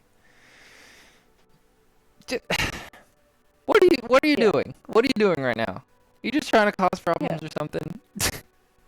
You're trying to cause problems, stir up things, find someone to fight, and then, go on with your whatever life.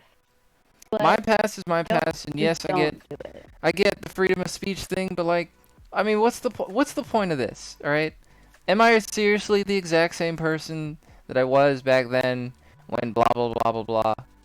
Really? No. Come No, on. none of us are. Like, seriously. Some people can say we're not the same person as we were yesterday. And that could be true, too. Yeah.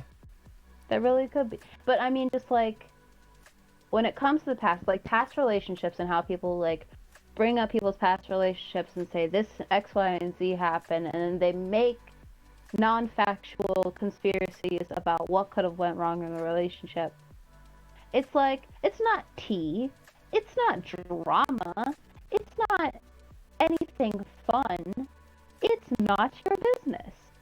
Like, if someone brought up my personal past relationship and they had facts or they had nothing and conspiracies, that's not their fucking business. And why? That is, I'm not gonna lie, so fucking creepy. That's actually creepy. Yeah, for the most part Like, it is. really.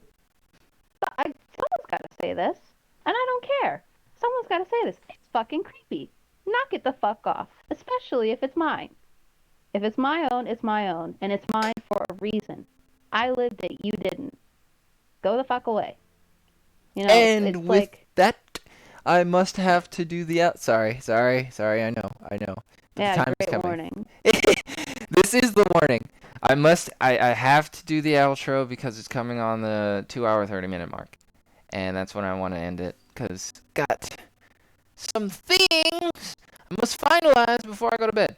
So, I'll do the outro here with you. Why not? Cause whatever. Freaking. That would be just about it for the show.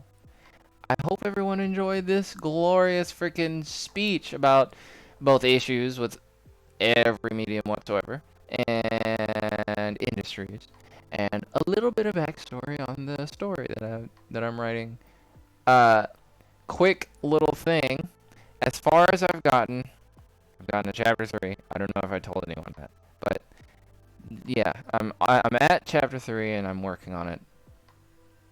More updates later. But that's that. You got anything to say? What's it to you? I wasn't ready to end it. I know. Yeah, so that's all I gotta say. Really? Pretty much. Okay. Any last like little tips and tricks and things for people to know just before? Well, if it didn't happen to you, don't put your whole heart and soul in it until you know like the facts. And if you can't get the facts, then let it be their life and whatever it was and go on with your personal life. Be a better person. And do not condemn people, especially if they weren't the person that did whatever thing that hurt said whatever people. There you go. That's it for you, folks. I'm sorry I had to end it so abruptly. I did try to warn you about the whole 10 minutes thing. And I know it hasn't been 10 minutes, but we're coming up to it in 1 minute right now. So that's why I had to do the outro right then and there. Apologies. We will continue at another date. Or, heck, if you guys really want to have a conversation about it, leave a comment. Leave a like too, and subscribe. Leave a comment in the on the YouTube video so we can talk about it a little further. Let's see what you guys think about this. All of it, everything, art, my story, the issues, how the day is on the internet for sure. Well, just with people in general, to be honest. Yeah, all that good stuff. And that should be it for that. Hopefully everybody has a good night, had a good night, and is going to have a fantastic morning tomorrow on Sunday, and find a way to get you guys some cheesecake. Ironically, I'm going to miss out on that, but that's okay. Anytime is a good thing. This time. And hopefully you're not allergic. Have a good one, everybody. We will see y'all See you. later. Bye.